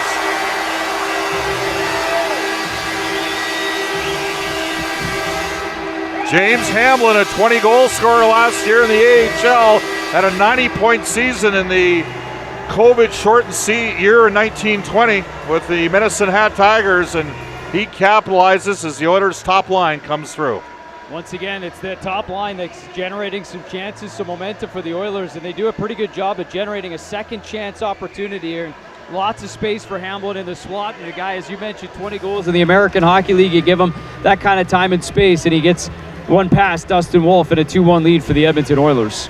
Well, Manny Schmidt will be happy. That's his agent. This is a guy that came to the Oilers organization on an AHL deal for 2 seasons and then got himself an NHL contract, and he has the Oilers rookies up by a score of 2-1. And the Flames will start away. A right side pass by Reinhart through center. Walker Dewar gains the Oilers' blue line, dumps it behind the net. And Warner tried to reverse it down low for Broberg, can't do so. Peterson gets it to Zari, back to the left point. Kuznetsov keeps it in, swings it down low for Peterson. Now to Walker Dewar, shoots! And that caught a piece of the bar, went up and over the glass, and we get a stoppage. Oilers rookies have outshot the Flames rookies 5-0 in the second period. Edmonton up 2-1. That was just on the short side. Walker Dewar throws that one on net, and I think it goes up and over the shoulder of Rodrigue, but hits the bar and then goes up and out of play. But, you know, Walker Dewar, a guy born in Sioux Falls, South Dakota, first ever South Dakotan to play in the National Hockey League. He did that when he made his NHL debut last November, a game of the Ottawa Senators on the road. Pretty special moment, not only for him and his family, but everybody at home wants to look up to players in the National Hockey League. Well, they finally have a fellow South Dakotan to look up to, and it's Walker Dewar. Flames are a little light on the right wing. Does he have, much like Edmonton, does he have an opportunity to maybe secure a spot there? Well, I'll tell you what, he opened up a lot of eyes last year in the training camp. It had made him stick around right until the final cuts before being sent down, and then obviously got recalled. If he can do that, use his speed, watch his speed, Walker Dewar, that's the key to his game, and he can generate a lot of chances and a lot of chaos in the offensive zone with that speed. Cole Schwint, we mentioned a key for the trade. Obviously, you get Huberdeau and Uyghur. That speaks for itself, but an important prospect for the Flames to develop. He played 3 games last year for Florida. His line's on the ice as Edmonton sends it the length of the ice. Late call there as Bourgault was chasing that one down. So maybe educate the viewers on Schwint, because, yes, we obviously know about Huberdeau. He's already got the extension. I think the assumption is Uyghur's going to get done, but I'm told that the Flames were adamant this was a prospect that needed to be included in that deal. Right away when that trade went down, that was one of the first things Brad Treliving talked about, was that Cole Schwint was not just another name in this trade. It's a player they've watched in junior all the way up, really high on him. And I love what Cole Schwint said at the start of this Young Stars Classic. He wants to be, when history goes back and look at it, at that trade, that blockbuster trade, he wants to be a massive part of the deal, and that's his goal. And it starts really here this week in his first opportunity to wear the Flaming C. And for my money, the Flames have improved their team after the series of moves. Very challenging time, and they overcame it. Oilers rookies have the puck back in the Flames zone. Kesseling will battle for possession. He chips it down low. Bourgault is back out with Hamlin, who's on his back end. Short side attempt, and he tried to go 5-hole and squeeze one through the wickets of the netminder. We get a stoppage there from Dustin Wolf. Well, and just to follow up on that, I mean, Schwintz also, plays the middle of the ice. He's 6'2". He's a big body. He got those 3 games of NHL experience last year, and really talked about how eye-opening it was. He said it was kind of when he realized that this is exactly what I want to do for the rest of my life, and he kind of got a better sense of what it's going to take to make that jump full-time to the next level, hanging around players in the Florida Panthers organization. And Huberdeau and Uyghur, by the way, they went out of their way in the opening press conference to talk a little bit about Cole Schwint and what kind of an impression he made in that short time in the National Hockey League. And when I look at Mackenzie Uyghur, with all due respect to Eric Branson, I mean, massive upgrade there. Just a guy that's capable of playing significantly more minutes. I know you got to have physicality in the playoffs, but the game has moved. You got to be able to skate. You got to be able to make plays, and Uyghur can do that. Get the puck up ice, a little bit more offensive upside, and Coach Sutter's already talked about maybe an opportunity to spend more time on the power play for Uyghur than he did previously in Florida as well. 2-1 Edmonton with the lead. Under 10 minutes left in the second period, and Lucas Siona, who was involved in the Calgary goal as a net front, into the Oilers zone and back defensively. Getting knocked off the puck there was Ty Nash, but Edmonton's going to be able to clear the zone. Far right side pass through the middle. It's going to go the length of the ice. Racing after it was Luca Hoff, and they're going to call icing against Edmonton. Hoff, we mentioned, a German-born player. He went in the European draft to the Edmonton Oil Kings. Oil Kings got they had a star-studded team. 5 players off the Canadian World Junior team end up in the Memorial Cup. Unfortunately, the best pure goal scorer, Dylan Gunther, got hurt in the series against Seattle. And Hoff's going to see lots of ice time with the Oil Kings this year, but that team is not going to be the same team. Well, that's the the progression in the Western Hockey League, right? Is you load up and you get opportunities to go deep, and then you have to reload. And Hoff, obviously, part of that progression there for the Edmonton Oil Kings this season. Jeremy Hansel up the board for Nash. He gets knocked to the ice, gets right back up, and clears it into the center ice area. Levine reverses back to Setoff, who starts away, activates up the left side, drops it off. Emilio Peterson cuts inside of his man. Down low, Zari a shot. And that got kicked out there by Olivier Rodrigue. Zari spins away from Hansel in the corner on his backhand. Played on the Canadian World Junior team back in 2021. Down low, centered in front, knocked down by Kemp. Cleared but not out, kept in by Setoff. Zips one behind the goal. Now to the right side boards. Levine pinches down the wall looking for Peterson. That's knocked down, and now the Oilers just get it outside the line. Jeremy Hansel. You know, it's interesting here, Brendan. The Oilers rookies, I thought, had the better part of the play in the first 10 minutes of the first, and then Flames picked it up. And I think Edmonton had the better part of the play in the first 10 minutes of the second, but Calgary's starting to tilt the ice a little bit here. And Garris through the middle to the center ice area, and that gets thwarted. And now a chance for Solovyov to pound it deep back into the Oilers' rookie zone. Hansel's got to get off the ice. He's been out there for a while. Flames have puck possession. Solovyov stretched through the middle. That's broken up. Deflected in by Pelche, and it goes to Hansel, who gets knocked off the puck by Klapka, but is able to clear it up the boards to Reed Schaefer. Just gets outside the line. Cole Schwint lines it up through center. Cuts to the right side. Shoots, and he missed one high to the blocker side there of the netminder Olivier Rodrigue. Flames rookies on the puck, tripped on the play. Can't come away with possession. He's going to get a second chance high up the glass, and the Oilers rookies are going to be able to clear the zone. One thing you'll notice about Schwint, obviously the size in the middle of the ice, but he can also shoot it. Watch him in practice. He's got a quick release. Saw a little bit of it there. Just missed to the far side on Rodrigue. Oilers are going to get their top line on the ice. Xavier Bourgault chips it deep back into the Calgary zone. Kuznetsov and Bourgault both played last year in the Memorial Cup. Now through the middle for Huckins. Right side pass for Poirier, and he dumps it in. And back behind the goal, winding it up, maybe the prospect that's progressed the most in the last calendar year, Max Wanner for Edmonton. Sends it in deep. Reinhart there defensively. Forced on the play and knocked off the puck by Dylan Holloway. Flames clear, can't get it out. Hamblin at the left point.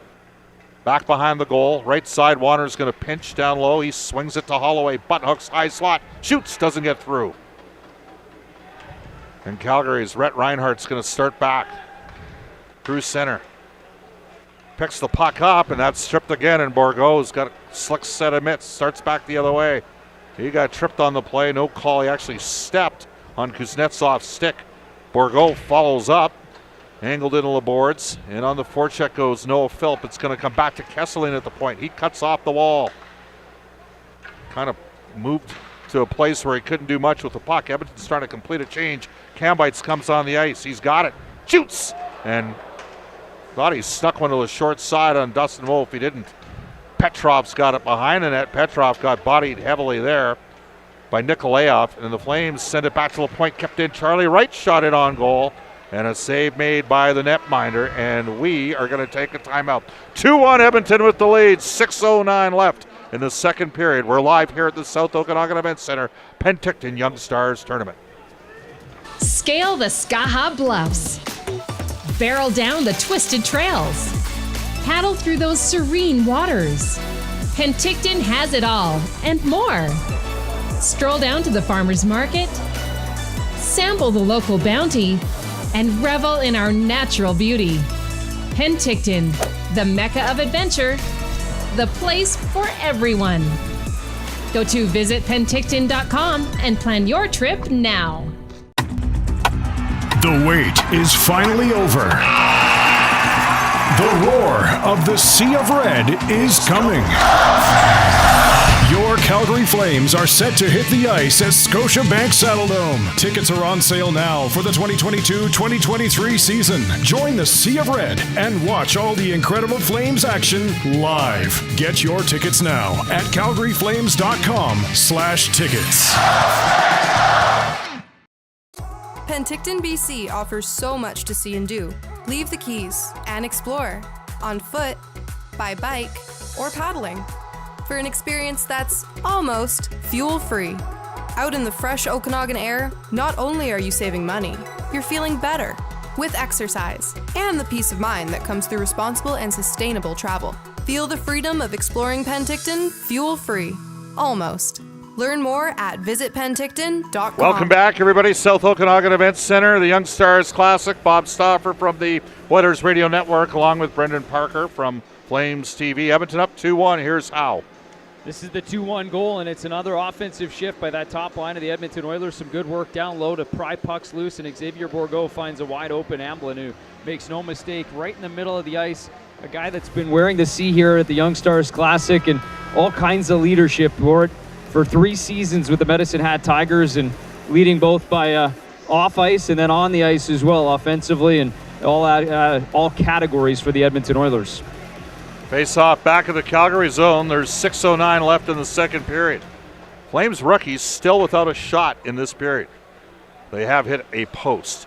Calgary clears the zone. Kemp knocks it down. Beck, the goal scorer for the Flames rookies, in front of the Edmonton bench, gets tied up with 3 or 4 other players, and it's hoisted back into Calgary, and Dustin Wolf swings one up the left side, and Siona takes a hit to make a play, gets it out. Edmonton sends it all the way back into the Calgary end. Set off is there defensively, and he took a heavy shot from Cambites as the Flames attempt to clear the zone, and Garas is on an American League deal with the Oilers organization, dumps it back in.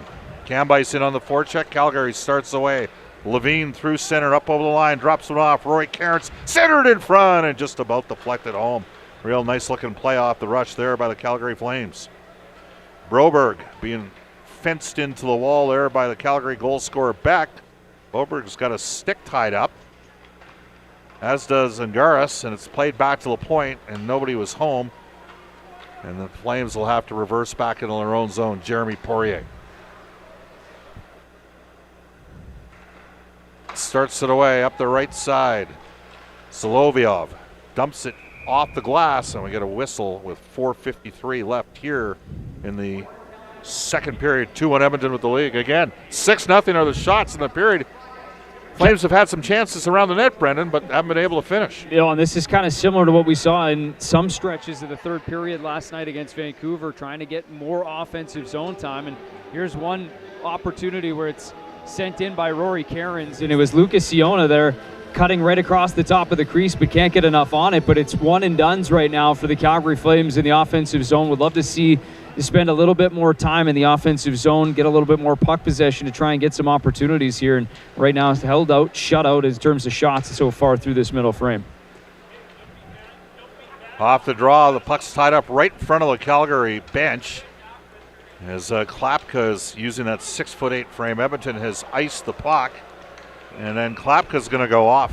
We got a penalty here behind the play, and it'll be Klapka for the cross check on Hamblin. Both guys were in conversation behind the play, but it's always the last one that gets seen by the official, and in this case it was a little cross check from the big man Klapka on Hamblin. So what do we have? The Oilers rookies power play at 0 for 2, I believe, in tonight's game. Yep. Up comes the first unit for Edmonton. 4 forwards: Hamblin, Bourgault, Holloway, Petrov, and Philip Broberg on the point. Cole Schwint wins the draw for Calgary. That's the key on the power play. You lose draws, and you're chasing for 20 seconds. So back in his own zone is Broberg.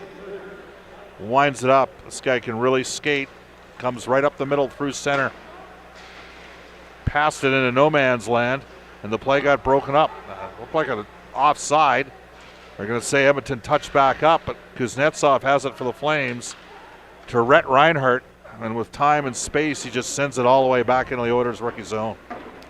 first pairing over the boards for the Calgary Flames on every penalty kill has been Pelche and Schwint, and they've done a good job, aggressive off the start. Holloway right side through center for Petrov, and he lost possession of the puck, but the puck hit Broberg. It's knocked down. Borgo's got it, tries to cut to the middle. It's dropped off Holloway for Petrov, and he couldn't get a shot away. Edmonton may be guilty of overpassing a little bit now. Holloway behind the net for Borgo, back to the left point. A minute left on the power play. It's 2-1 Edmonton. It's down to the right point. Petrov's got a shot, but he fanned on it. Loose at the side of the net. And the Flames got a chance. It's a clear-cut breakaway. Walker Dewar cutting in. Shoots. He hit the goal post. He hit the goal post. He had his man beat. Had Olivier Rodrigue beat and got a piece of the iron. Ooh. And then Rodrigue nearly gave away a pass, a second chance for Dewar, who has been an absolute tower of power on this shift. And finally, the Oilers rookies are going to be able to get a change. They need to get some different guys out there. As Edmonton starts away now, Hansel drops one off for Max Wanner to Hansel. He gets pitchforked into the boards, but dumps it in deep. Chase on in on the forecheck. Looking for Noah Philp, who scrums for the puck back behind the goal with Soloviev. Soloviev and Philp continue the drive in the corner. And then Max Wanner can't keep it on. Calgary's back to full strength, and Emilio Peterson left side for Klepka up over the line. Peterson couldn't pick it up cleanly. And Reed Schaefer has it back behind the Oilers rookie goal for Max Wanner. Now ahead to Jake Chase on through center. Noah Philp up over the line. Centered in front, and that got knocked down. Wiping out in the corner was Klapka. Chase on right side. Kesselring walks in, shoots, and a glove save made there by the netminder Dustin Wolf. So in this second period, just the one recorded shot for the Calgary Flames, but they've hit two posts, and both of them have been Walker Dewar. How about this one? A clear-cut breakaway. There's the play by Zari to just poke it past the defender, and it is clear-cut from the red line in. Picked his spot just above the pad on the blocker side of Rodrigue, but off the iron, and Dewar had a really effective penalty kill shift there, not only after the chance, but then forcing another turnover in the offensive zone. Well, one thing you don't want to do is lose momentum off the power play, and I'd say that Calgary might have gained some with a very effective PK. And Setoff starts away, a right side pass to Karen, center backdoor in front.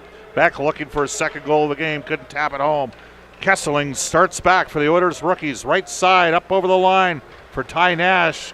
That gets played through the crease, it's back behind the goal. Nash in the corner, tries to sweep one down low, can't do so. And Luka Hoff and Nash converge, and they strip Poirier of the puck, and it went off the referee's skate, and a chance for Poirier to clear the puck, and then Nash and Poirier get involved in the battle in front of the Oilers bench. Siona into the Oilers zone. Poirier jumps up, tries to button hook, can't do so, and the Oilers rookies are going to be able to clear it. Holloway starts away left side through center. Right side now, Hoff drops one off, looking for Bourgault. Behind the goal, Hoff will play it for Holloway. Holloway tries to fight free, spins off his man, shows real good core strength down low, and then he got knocked off the puck as Zary came down and did a good job to Connor Zary of supporting the play defensively. Oilers get their top unit on the ice. There's less than a minute to play here in the second period. It's 2-1 Edmonton. Here's a turnover, chance in front. Connor Zary follows up with a shot ripped in on goal, and a save made there off of Walker Dewar, who's had multiple opportunities to even the score.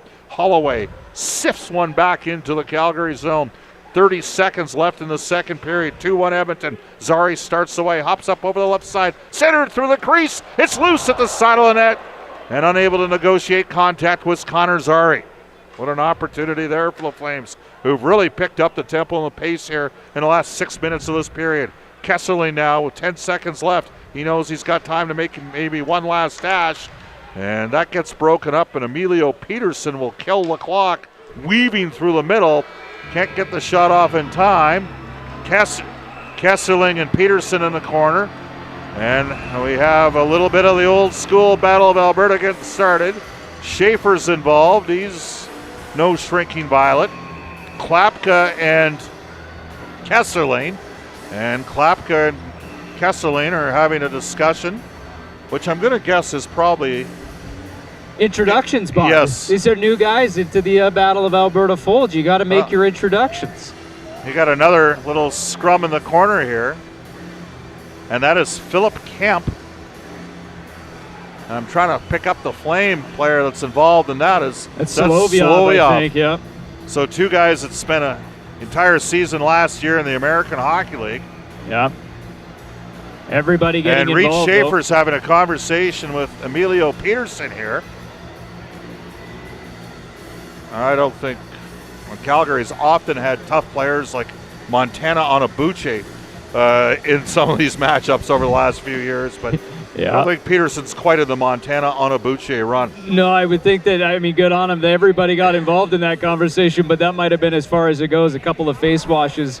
Maybe get one opportunity to take a look at the last chance here just prior to the end of the period. And I think you hit the nail right on the head when it comes to that power play in the Edmonton Oilers.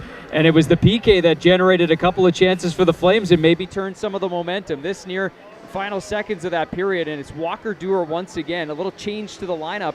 It was Zari between Pelche and Duehr, and that was the last chance. I think Zari was looking for a penalty possibly there, but wasn't going to get it, so they'll trail 2-1 now heading into the final period. That's Brendan Parker from Flames TV. Bob Stauffer with you from the Oilers Radio Network.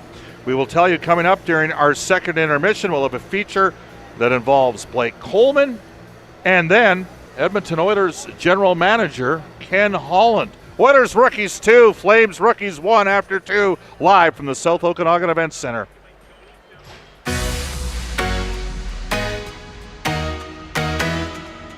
Hi y'all, we're the Colemans. Welcome to our home.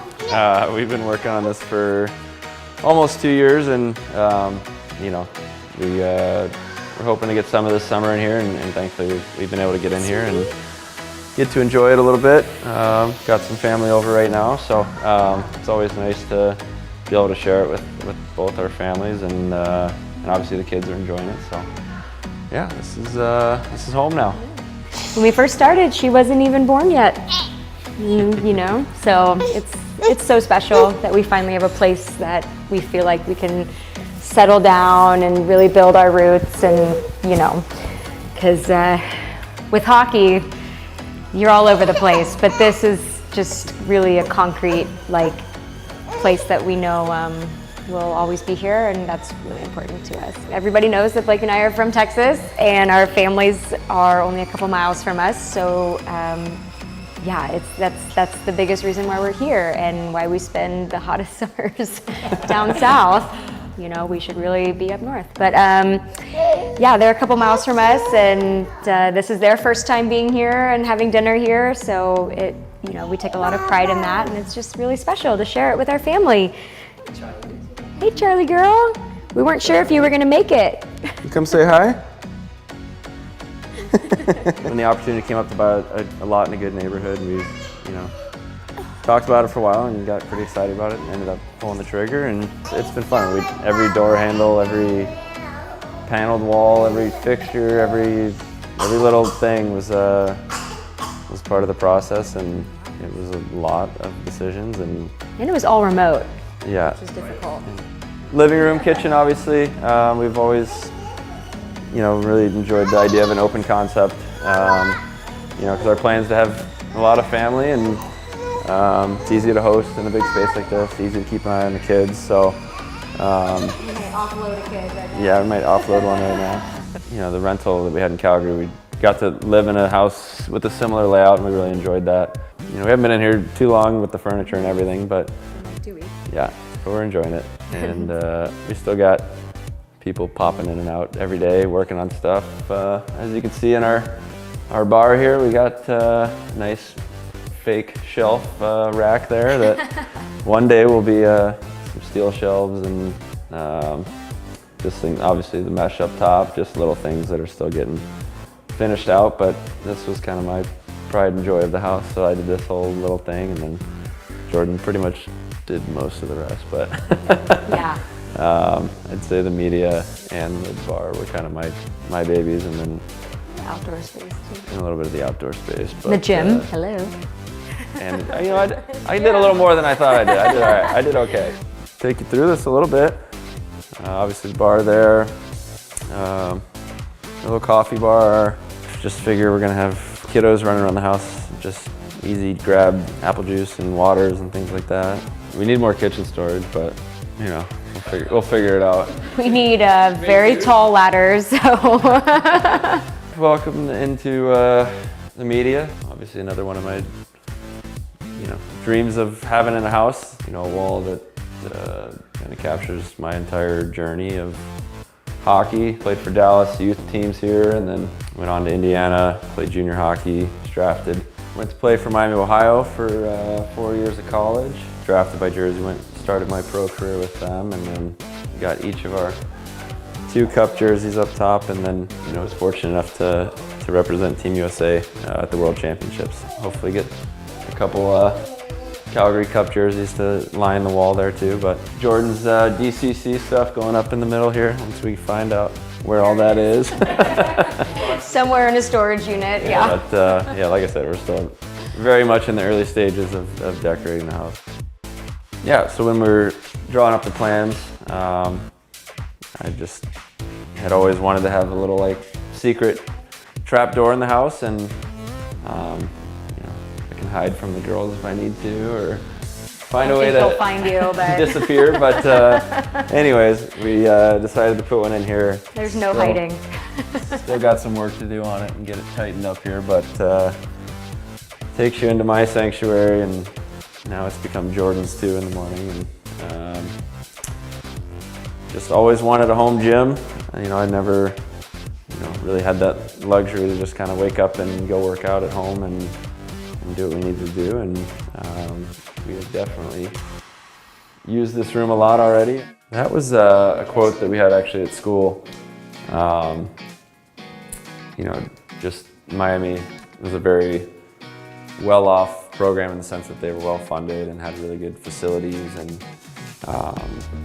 just as players, we really had every resource and everything that we needed there at school. And I feel very fortunate in life and with my family and my career and everything that that I've been blessed to have in my life. And it's just a reminder to get the most out of what's been given me, and push myself to be a good person, and be a good hockey player, and be a good family man. It's just kind of an all-encompassing reminder. And you look at a deal like what Calgary gave me, to me, is a very amazing thing, and something that I'm very proud of. And I want to make them feel like they made a good investment and made the right choice. And so like I said, it's just constantly reminding me just when I'm in here, and it's what it is. My real dream was always to have a wet room in the house, which is, if you go to like a spa or a facility like that, they have like the hot tub, cold plunge, steam, and sauna, and you can just kind of bounce around. It's all tiled in, you can get it all wet. Wasn't able to quite fit that into this. I tried to turn our master bath into that at one point, but I got shot down. Do we really need a cold plunge? So I compromised, and so now I go from the sauna. And while it's not a cold plunge, I always end it with a plunge into this pool. This is the yard. I wanted a good entertainment space. We enjoy hosting and having people, and we got a little screened-in patio if we want to, put the screen down when it's 110, and maybe keep some of that cool air from outside with the sliders open. But there's our little nugget. So yeah, that's I like to grill, so we got a little grilling station over there for me, and we're a big steak night family, so we do a lot of steak nights and wine, and That's what it's all about. Same thing, yeah. Open concept. We got the family. Make sure our babies don't fall in the pool, and the greenery. This is that green belt. It's a really big deal for us. Really attractive. When we were looking at lots, this is kind of hard to find in Dallas, and oh my. Oh. Don't let wind knock Carson. her in, Mom. Hey, what do you got? So believe it or not, this was actually one of our latest additions to the house. Originally, this was gonna be our dog's pooping area. It's actually a little bigger than I realized in person, and like I've always wanted a little putting green to work on my game. We threw this in and the girls enjoy it. Charlie calls it going to the golf course. So this is where we go to the golf course, and she gets to work on her game, and yeah, they just kind of threw it in last second, but you know, glad we did it. Well, thanks so much for coming, y'all. As you can see, we're super excited about our new home and finally being able to have our family here and just plant some roots in Texas. It's been great having y'all, and we can't wait to see you guys in Calgary. Thanks, guys. See you guys up there. And welcome back, everybody, to the South Okanagan Event Center, the Battle of Alberta. In the Young Stars Classic, we're through 2 periods. Edmonton on a go-ahead goal from James Hamlin leads Calgary by a score of 2-1. Bob Stauffer from the Oilers Radio Network, and we're joined right now by Edmonton Oilers General Manager and Hockey Hall of Famer Ken Holland. Ken, welcome to our show. How you doing? Good, Bob. Nice to be with you again. You say that in all sincerity. You've done about 60 interviews with me over the last 5 months, but just an overall assessment on the opportunity to return to Penticton here and be involved in the rookie tournament again. Well, I think it's really important. You get an opportunity for our young players to be evaluated against the other Western Canadian team players. So, and I think from a scout standpoint, we get to watch 4 teams. You know, last night there, I think there were 7 first-round picks in the game. We had 4 and 3 for Winnipeg. So I think it's fabulous, and you know, we continue to build some rivalries from a young age with our Western Canadian teams. Now, this is something that's not foreign to you. You had Traverse City all those years in Detroit, and I've been at every one of these tournaments dating back to 2010, and Penticton's, it's become kind of a special place for this. Well, I mean, born and raised in Vernon, so I know the Okanagan. I mean, first off, this facility is unbelievable. I mean, I've been here once or twice, but to be actually being here day after day, it's an incredible facility, beautiful facility, great place to play games. 2 sheets of ice. So and then I don't know, there's 3,000 people here tonight. It's a great atmosphere for the players, and kids had a day off on Thursday. Duncan Keith's got a house here, and it was a good team bonding day. So a lot of positives here. All right, who have you liked tonight for the Oilers rookies? Well, Hamlin's played very good. Bourgault has played really good. I mean, that line seems to have good chemistry, and they've played really good. I'm looking at the younger players. I think Warner on defense for a player that the 7th round, going back to Moose Jaw, has held his own last night and today. So we're pleased. Lots of positives. Calgary has look, they won the Pacific Division in the regular season last year. Guys knocked them off in the second round of the playoffs.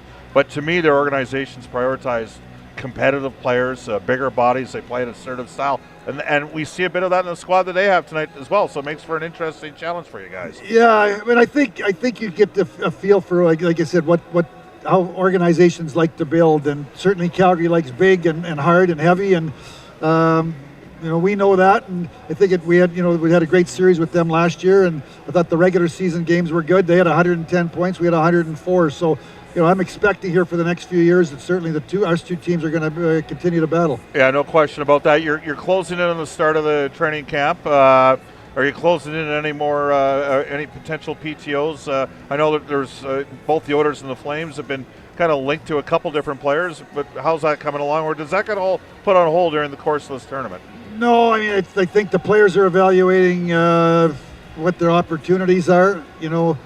If we can get a PTO or 2 between now and Wednesday, I'd like it, but I'm also feeling good about where we're at. All right. Broberg and Holloway, if you could in like a minute or less.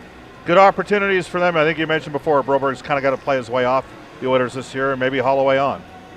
Yeah, I mean, we're going to need some young people to push. I mean, and if they don't make the team in training camp, we want them to send a message so that they're, I don't see us carrying 23 players because of the cap. We're probably going to carry 21.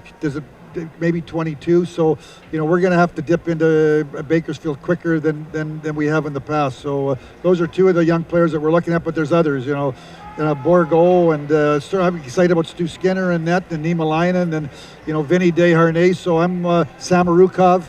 I'm excited about the competition in training camp. Well, it's a beautiful thing when the Battle of Alberta is going pretty good, and I think we're headed down that path, Ken. Yeah, it's exciting. All right, that is Edmonton Oilers General Manager Ken Holland. The Oilers rookies lead the Calgary Flames rookies by a score of 2-1 after 2. And coming up, we'll have more of a conversation with Blake Coleman. Spending some time down here in Texas with the Coleman family, and Blake obviously got this new pad. You guys are slowly starting to make home, and thanks for having us, first of all. Yeah. Bringing us down here. Excited to have some good Albertans down to the house. But maybe let's just first start with, obviously Texas has been home for you and Jordan, but just kind of making this place your home, and Frisco, and the opportunity to kind of, build your own little pad. Yeah, it's been fun. I think it's been a long process, so it's nice to finally kind of get to enjoy some of the fruits of the labor, but it's been a fun process. It's something that we always wanted to do, and we've been kind of crashing at our parents' houses for a while now, and it's nice to kind of get some space and enjoy it with the girls. We got a few weeks left here before we head up and get to work, but like I said, it's good to be in, and it's been fun getting to do it.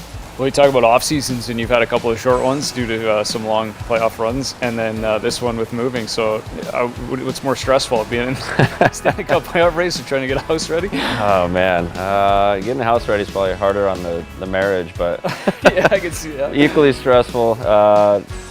Different levels, different reasons for stress, but it's both of them were pretty rewarding, so it's been good. What about growing up in Texas? We had a chance to go over there to Plano and go by your childhood rink, and everybody was kind of buzzing about you having the cup there. What about memories here in Texas growing up and being a hockey player, which we know, the rink was packed, has been growing, but you're kind of part of that.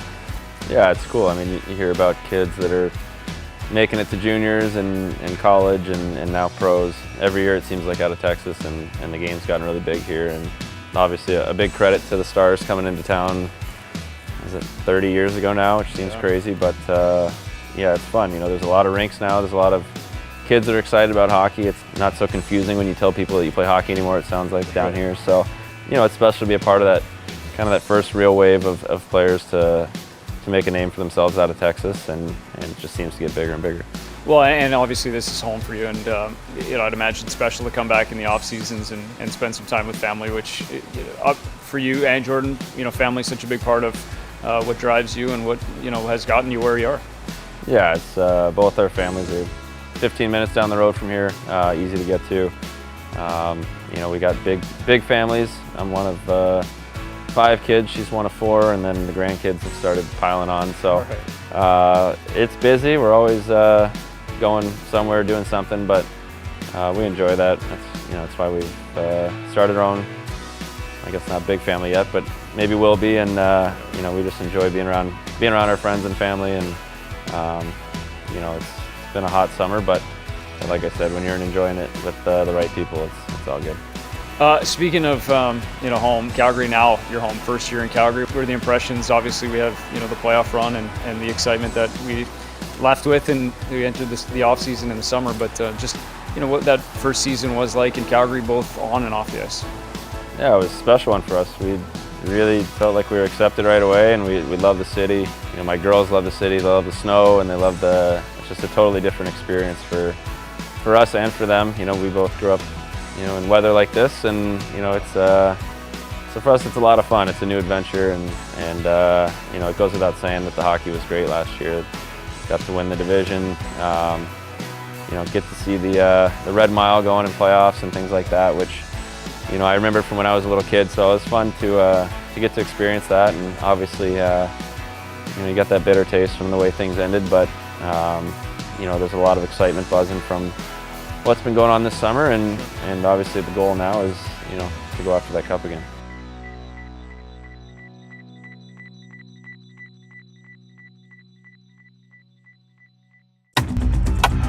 The wait is finally over. The roar of the Sea of Red is coming.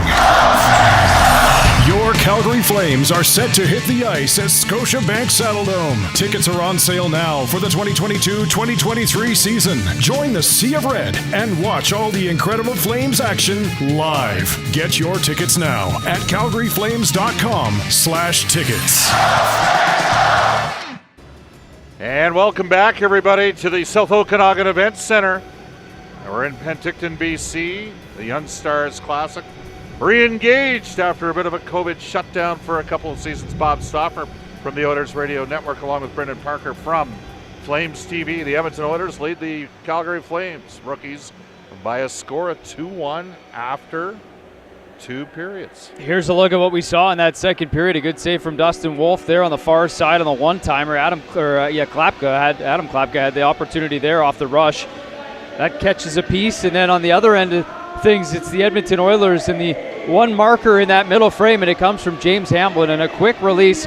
Great work by Xavier Bourgault, and Dylan Holloway down low below the goal line finds Hamblin alone in the slot.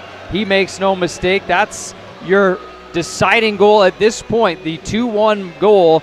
But at the other end of things, this was a shorthanded opportunity. Clear breakaway from center ice. Walker Dewar finds a spot past Olivier Rodrigue, but not the post. Catches iron, and Dewar was absolutely buzzing near the end of that second period, using his speed to create some chances, including this one in the dying seconds of the frame. Connor Zary is able to find it, though, in front of the net, and that's where we stand at 2-1 heading into the final frame. But some work to do for the Calgary Flames. Some positive signs, though, at the end of that period, and it started on the penalty kill. That led to the opportunity for Walker Dewar, shorthanded, and it seemed to give them some momentum. We'll see if they can build on it here in this third period based on the way they finished the second. There were coincidental minors at the 20-minute mark. Philip Kemp for the Oilers rookies, and Ilya Solovyov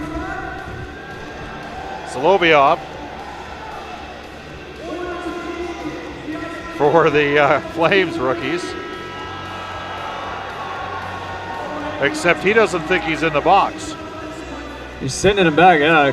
Schwindt's coming over now. I didn't think it was Cole Schwindt that was involved with Kemp. Maybe I'm wrong. Anyhow, bottom line, Rodrigue in goal. Olivier Rodrigue to our broadcast right. He has stopped 9 of 11 shots. Calgary only had 2 shots on goal. They hit 2 posts. They only had 2 shots on goal in the second period. Dustin Wolf, I think, has been pretty good for the Flames rookies. He's stopped 15 of 17, 4-4 hockey. And Dylan Holloway spent 2 seasons with Wisconsin. Starts it away up the right side for Max Wanner. Through the middle looking for Hamblin. He'll chase the puck into the corner. Back to the right point for Max Wanner. Left side for Broberg. Walks it in, shoots! And finding a way. Great puck tracking there from Dustin Wolf, and he makes the save. Look at the numbers for Wolf when he was in junior. It's off the charts. It's ridiculous. 928, 936, 935, 940. Now, Everett traditionally has always been a very good defensive team in the WHL. Yeah. But those numbers are those numbers. Well, look at their goaltending track record. I mean, Dustin Wolf takes over for Carter Hart, 2 guys who are goaltenders of the year, and CHL goaltender of the year for Dustin Wolf. And he carried it right into the American Hockey League. And then you said the way he tracked that point shot, that's one of his strengths, is how well he can track pucks no matter where they are on the ice, fighting through screens to find saves. Jeremy Poirier dumped it into the Oilers zone. It's back to the point, a long shot ripped in, chest protector save from Olivier Rodrigue, who's a prospect for the Oilers that I think has been affected a bit by the pandemic. Yeah. The Oilers have also, Stuart Skinner has been part of the focus in the maturation and development of the Oilers goaltending situation. But Rodrigue is he's basically going to be competing with a backup job with Ryan Fanti down in the American Hockey League this year, as the Oilers signed Kelvin Pickard to be the organizational number 3 goalie. Kuznetsov from the point, his shot was blocked by Noah Philp. And then Philp will chase Kuznetsov back into the corner, angles him off into the boards. It's wrapped around the wall. Philp gets knocked down. And the Flames will start away. And Walker Dewar has been on his horse all night. Up the right side, hops around Bourgault. Beats Kesselring wide into the corner. And then back in support was Bourgault, starts the other way. A right side pass looking for Noah Philp. Hurdles around Kuznetsov, centered in front, and a chance down low for Jeremy Hansel, and he couldn't bag one in tight. Flames will attempt to clear the zone. And it's Peterson through the middle. 1-on-1 up over the blue line. Waits, looking for some help. Swings it down low, ricochets off a skate. Dewar chipped it behind the goal. And the Flames will battle in the left corner, back of the Edmonton zone. Nice takeout there by Kesselring. And the Oilers rookies, Noah Philp, has possession. 1:45 gone, third period, 2-1 for the Edmonton Oilers rookies. Matvei Petrov, who's had a quiet couple games, starts away, got stripped on the play, and the Flames start back. Nikolaev with a shot up high and wide. Ricochets off the boards, and Petrov through the middle will get it to Max Wanner. 1-on-4 through center, looking for some reinforcements. He dumps it back behind the goal. Petrov's got it. Swings it behind the net, looking for Jake Chason. Now in puck support is Angaris. Short side pass in front, 2 cracks at it for Chason, and a solid pair of saves by Dustin Wolf. Excellent tracking right across the top of the crease, followed it all the way, and actually had to make 2 stops on that opportunity right point blank in front of him. Very effective short cycle there from Edmonton, and Dustin Wolf keeps this a 1-goal game as the Oilers rookies couldn't get the insurance marker. Luca Hoff now with cam bites, and Reed Schaefer. Right and Kemp on defense for the Oilers rookies. Out comes Cole Schwint. Some changes up front, it looks like, for the Calgary Flames as well. Cole Schwint in the middle with Lucas Siona and Rory Cairns right now, and it was 4-on-4 to start the period, so seeing our first bit of 5-on-5 action now. Calgary got it into the Oilers zone. Edmonton's going to attempt to clear it through the middle. Luca Hoff had it knocked down. Chance for Cairns the other way. He's got a man breaking through. That was Poirier. Nice defensive play there by Charlie Wright. It's back to Solovyov. At the midpoint, his shot is blocked. And a chance for Edmonton to clear. Reed Schaefer through center. Tries to hop, drive wide around his man. Kept his feet moving. And Poirier gets it up the boards. Kept it at the point by Hansel down low, and Kesselring will have it in the center ice area. Back to Hansel, and he dumps one back into the Calgary end. Cambite's back on the ice, finishes the check. Out comes Holloway and Hamlin, who steals the puck on the right side half boards, tries to pivot free. Back to the point. Kesselring plays it back down low, and the Flames have possession. Poirier on his backhand up the boards for Boucher. And he just one-touched it all the way back to the Edmonton zone. This should be icing, and we're going to call 2-1. Oilers rookies with the lead. 3:37 gone in the third period.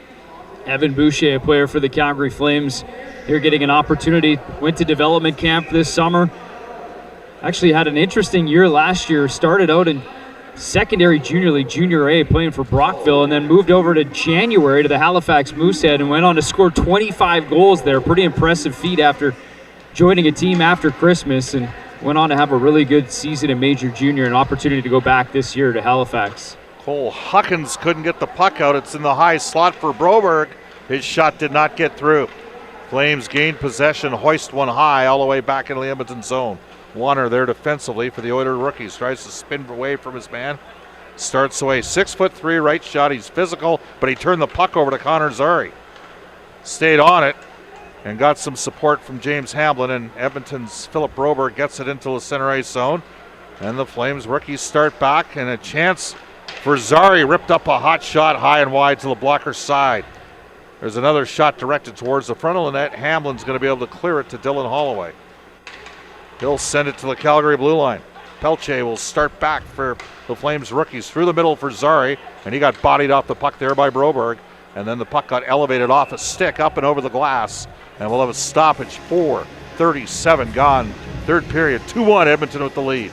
Here's another one of those changes for the Calgary Flames. Connor Zary now in between Jacob Pelche and Adam Klapka, and you look at Zary and Pelche, two guys who had an opportunity to play on the World Junior team together, and this is one of those looks that Zary just gets that puck come right to him, and he rifles it a little bit high and wide.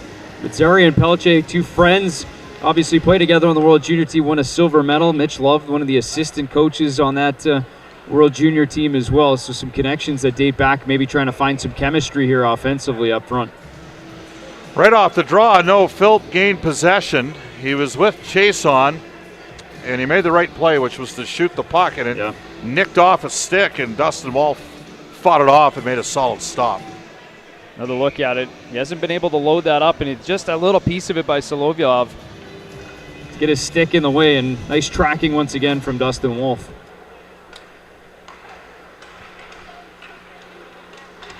Centering pass intent, that's broken up, and Walker Dewar starts back, chips one up the right side.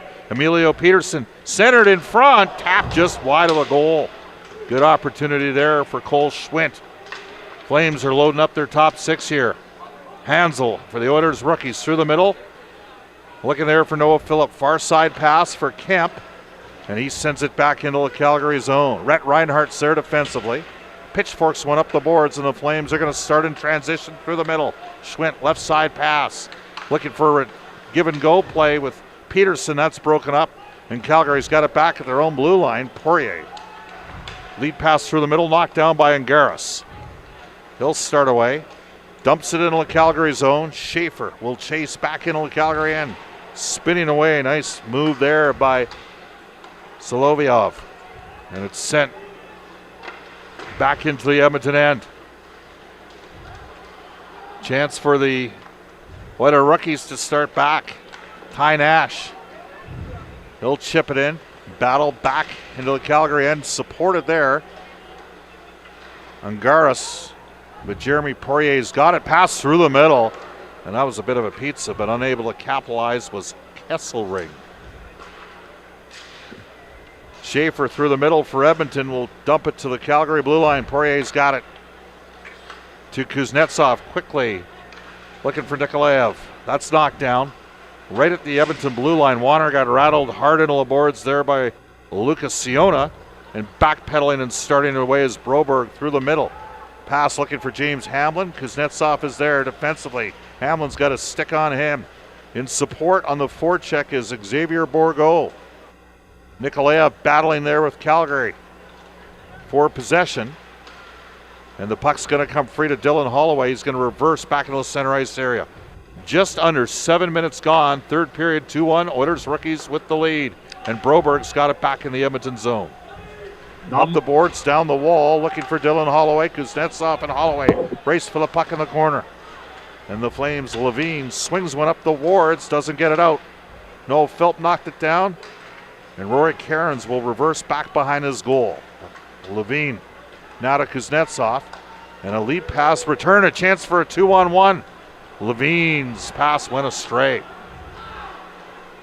As Jeremy Hansel almost got beaten on the play. Now Noah Philp starts away.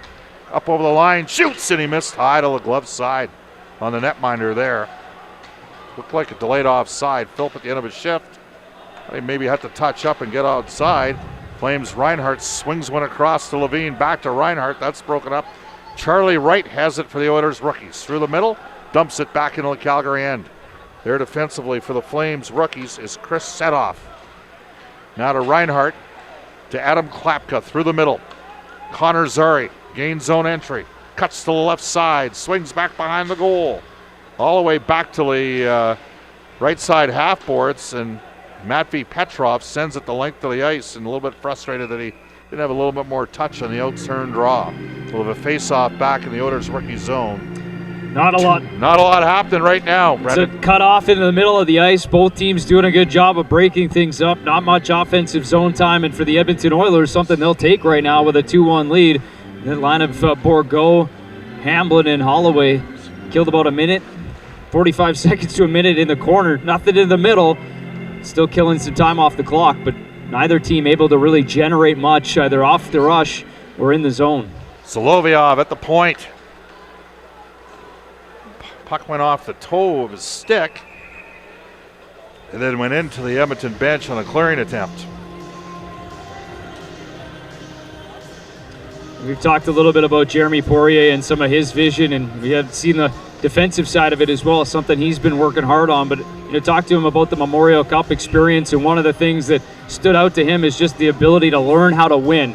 It's a different kind of, you get into those tournaments, those high pressure situations, it takes a little bit extra to find a way to win these games or those types of games. And that was one of the things he said right away, was that you had to find another level, and that was something he experienced firsthand through the Memorial Cup, winning that championship with Yan Kuznetsov, and obviously a huge plus for the St. John Sea Dogs winning it on home ice. And said it was quite a celebration afterwards. And Gardner McDougall coming in, taking over as head coach of that team. What a story. 20 days of practice while the other teams are beating the crap out of each other, trying to get there, and they were rested, and several of the other teams had injured players, and I think it played a factor, but St. John was at home, and Gardner's an outstanding technical coach, been at UNB for years. It is the puck is back behind the Edmonton goal. And Cole Schwint battles for possession. That's knocked down. Reed Schaefer gets it outside the line. The aforementioned Poirier rips it back into the Oilers zone. Broberg's got it for the Oilers rookies up the boards for Schaefer. He deflects it into the center ice area. One of the things Schaefer does well is he gets pucks out. He's up the boards. Starts away, left side pass through center. He's got Hamlin. Couldn't pick it up cleanly. James Hamlin to Cambites. Sweeping in was Jeremy Hansel. Poirier and Hansel in the corner. And Hansel's got it.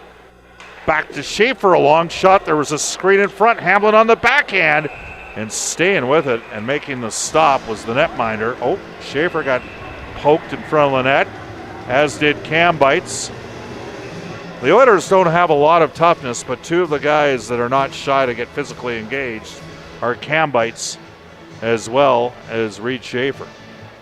A little bit of edge and some Calgary Flames defensemen standing up for their goaltender with traffic in front of the net, but once again, it's the ability of Dustin Wolf to track that puck. It's a long point shot. The rebound kicks out, and right away on the spinning rebound shot, Wolf is sitting there waiting for it.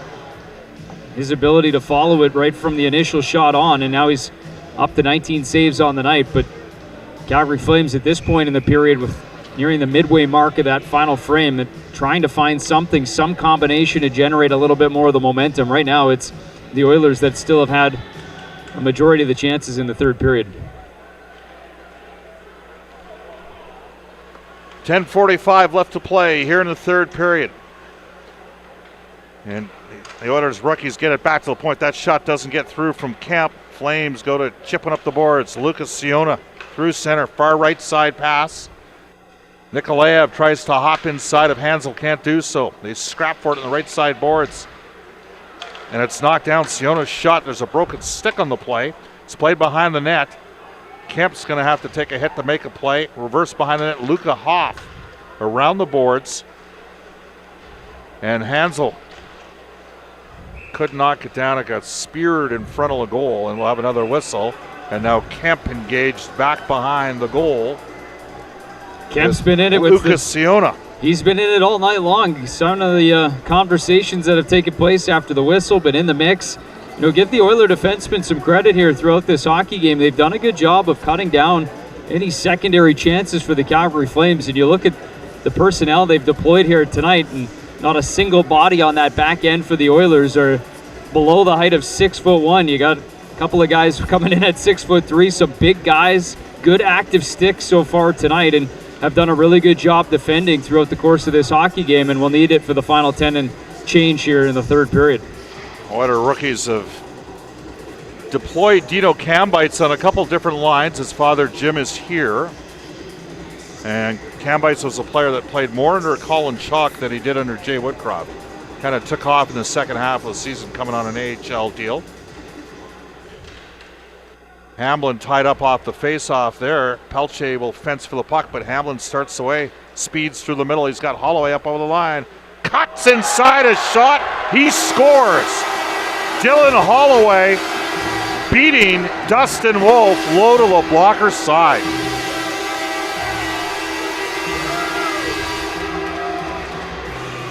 And that will excite fans of the Edmonton Oilers. That is a beautiful little toe drag in the open space of the offensive zone, but this play is largely set up by the speed through the neutral zone, and it's James Hamlin that does it. A defensive zone faceoff, and a kind of a scramble draw, but Hamlin finds it underneath Pelche. And look at the speed through the middle. Then it's just the net front drive to take some traffic away, and a little toe drag from Holloway, who makes no mistake, pulls that around Red Hot Reinhardt, and then snipes it through Dustin Wolf. Kesselring and Klapka. 6'8" and 6'5", and Klapka gets Kesselring to the ice. And Michael Kesselring did not do a lot of fighting in the minors.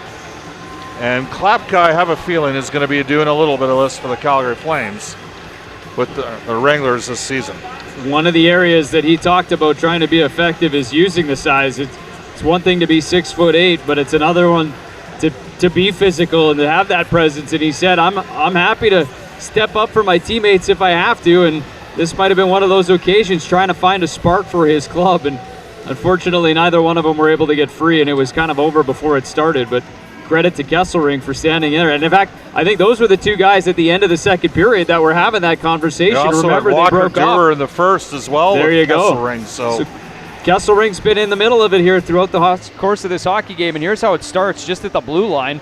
You can see they're kind of tussled up together, and neither one of them are able to get free. Kesselring had a pretty good grip, and maybe a left hand. The left hand was free there from Klapka, but couldn't deliver any blows. If he's 6'8" and he's left-handed, that's a dangerous combination. Yes. That might be the first scouting report in terms of a fight as well. He had the left hand geared back and ready to throw, but didn't get it free. So they'll both sit for 5, and now we'll see if any team or either team can get some momentum from it. 3-1, the Oilers rookies lead. There's 9:48 left here in the third period.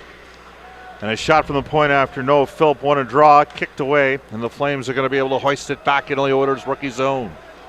Max Warner, long lead pass, that gets knocked down. It's going to be ripped back in. Broberg behind his goal, sets up shop, now to Warner. Flames in a 1-2-2. And it's sent all the way back into the Calgary end, and the Oilers rookies are going to make a line change. Set off up the boards, chipped high. Chason could knock it down. Second chance, poked it into the center ice area. Fans start to get into it a little bit. Reinhart down the right wall, deflected in by Cole Huckins. It's centered in front, loose at the side of the net, and covering up is the netminder for the Oilers rookies, Olivier Rodrigue. 3-1, the Oilers rookies over the Flames rookies. Under 9 minutes left in the third. We'll return after this. Scale the Skaha Bluffs. Barrel down the twisted trails. Paddle through those serene waters. Penticton has it all and more. Stroll down to the farmer's market. Sample the local bounty and revel in our natural beauty. Penticton, the mecca of adventure, the place for everyone. Go to visitpenticton.com and plan your trip now. The wait is finally over. The roar of the Sea of Red is coming. Your Calgary Flames are set to hit the ice at Scotiabank Saddledome. Tickets are on sale now for the 2022-2023 season. Join the Sea of Red and watch all the incredible Flames action live. Get your tickets now at calgaryflames.com/tickets. Penticton, BC offers so much to see and do. Leave the keys and explore on foot, by bike, or paddling for an experience that's almost fuel-free. Out in the fresh Okanagan air, not only are you saving money, you're feeling better with exercise and the peace of mind that comes through responsible and sustainable travel. Feel the freedom of exploring Penticton fuel-free. Almost. Learn more at visitpenticton.com. Back at the Young Stars Classic, and the 3-1 goal, the only marker of this third period, comes with Connor Zary getting kicked out of the faceoff. Jacob Pelche, the winger, comes in to take the draw, and it's kind of a scramble draw, but Hamblin's able to find it first. And look at the up ice drive right through the middle, takes the man with him, and then it's Dylan Holloway that does the finish. A little toe drag into the middle of the ice and snaps it short side on the blocker of Dustin Wolf, and that's where we stand right now in this third period, a little over the halfway mark. 3-1, the Oilers rookies out in front. 8:58 left. Bob Stauffer, Oilers Radio Network, along with Brendan Parker from Flames TV and our excellent staff producing this event for you. Long shot ripped in wide of the Edmonton net. Poirier keeps it in, and Hansel has an opportunity to clear it through the middle, looking for Borgo, who tried to slide it past Soloviev and couldn't do so. And now Holloway reverses, makes a nice move, starts back to the Calgary blue line, knocked off the puck, and the Flames get it out. Kemp rips one back in. Hamblin with the 2-1 goal, Holloway with the 3-1 goal for the Oilers rookies. Beck, the lone Calgary goal.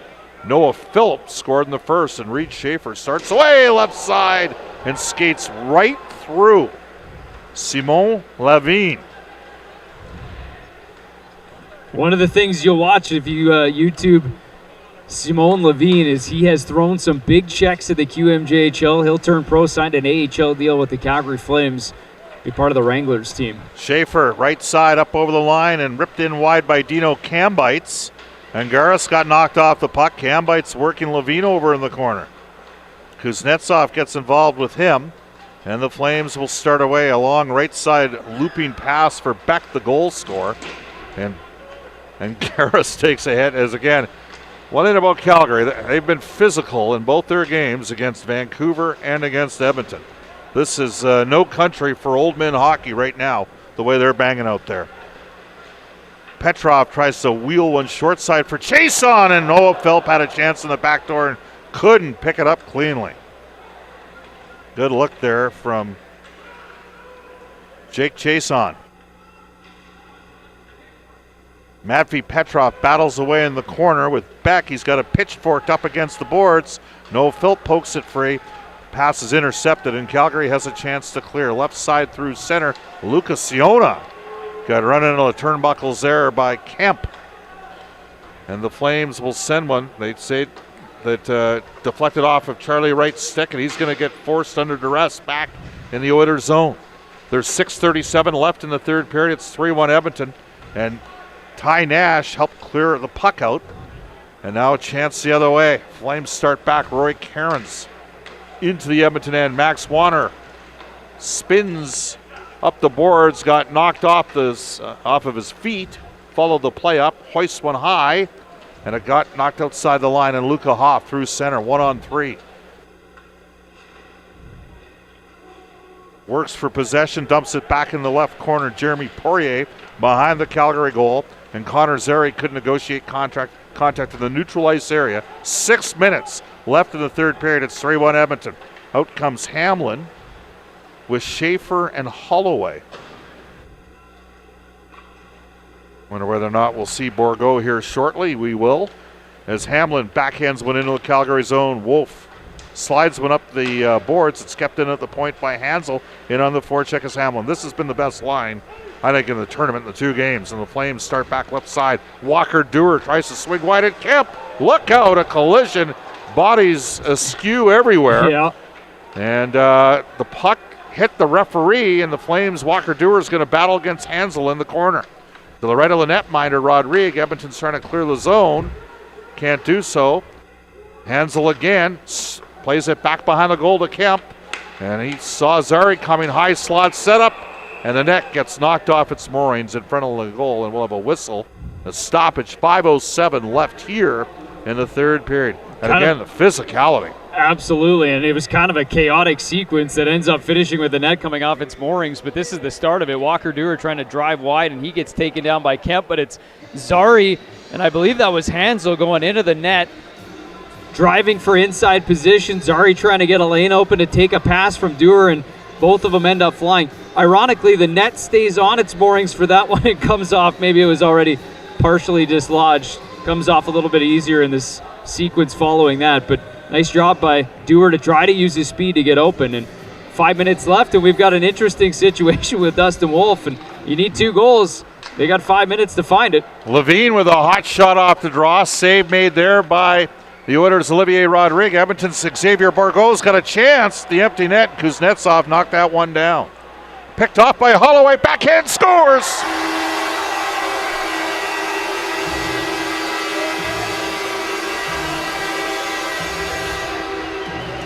Second goal of the game for Dylan Holloway. Bourgault's attempt was broken up by Kuznetsov, but the presence of mind from Holloway to follow it up. And the 14th overall pick in the 2020 NHL draft. It was Levine there on the wall that had the puck and had the opportunity to try to get it back up ice, but Holloway picks it off, and he's got his second of the period, and it was actually off the face-off. The Flames had that chance, and it was Simone Levine that let it fly from the point. The rebound was controlled. It was heavy. Turned aside nicely by Rodrigue, and that's a 3-0 or 3-goal deficit now for the Calgary Flames. Long shot ripped in on goal, and Olivier Rodrigue, who's made 14 saves in this game, covers up. Klapka and Kesselring and back on the ice after their tilt. Kesselring's going right on the ice. You're on the ice, kid. Off you go. He's had a good night on the back end for the Edmonton Oilers. He's been involved throughout the course of the game, right into the teeth of it. Cairns and Garas to take the draw. Back in the Edmonton end. And Garas wins the draw. That's what he's going to have to do if he's going to climb up the ladder in the Oilers organization. Win face-offs, kill penalties, those sort of things. Cam bites, gets it outside the line. Set off and Reinhardt play catch back in the Calgary zone and clip through the middle. Chance for Calgary. Boucher is in front and making the save was the netminder Olivier Rodrigue, and then Boucher a little bit frustrated that he wasn't able to complete the play in that sequence. Well, that's Boucher coming in, the left shot. He tries to take this pass here from Cairns. Kind of a rolling puck. He takes it on his backhand but can't get it across to his forehand. We talked about Boucher, 25 goals in the QMJHL last year for Halifax. Started in Brockville, but 22 goals there. So if you add it all up, that's a pretty hefty 47 goals over the course of last season, both Major Junior and Junior A for Boucher. So he's a guy that has the finish, obviously, and see if it can translate to the next level. Flames win the draw. Nikolaev back behind the goal. And Calgary's Beck, the goal scorer, gets a long shot ripped in by Reinhardt. Beck tries to spin free, and Chason's got it. And Hansel and Beck are doing a little bit of fencing behind the net. With 3:40 left here in the third period, it's 4-1 Oilers rookies. A chance for Ty Nash. Did a good job in the forecheck. Created a look for himself, and he just ripped one wide of the net. Klapka back of the Calgary zone. Far side lead pass for Connor Zary, icing the call.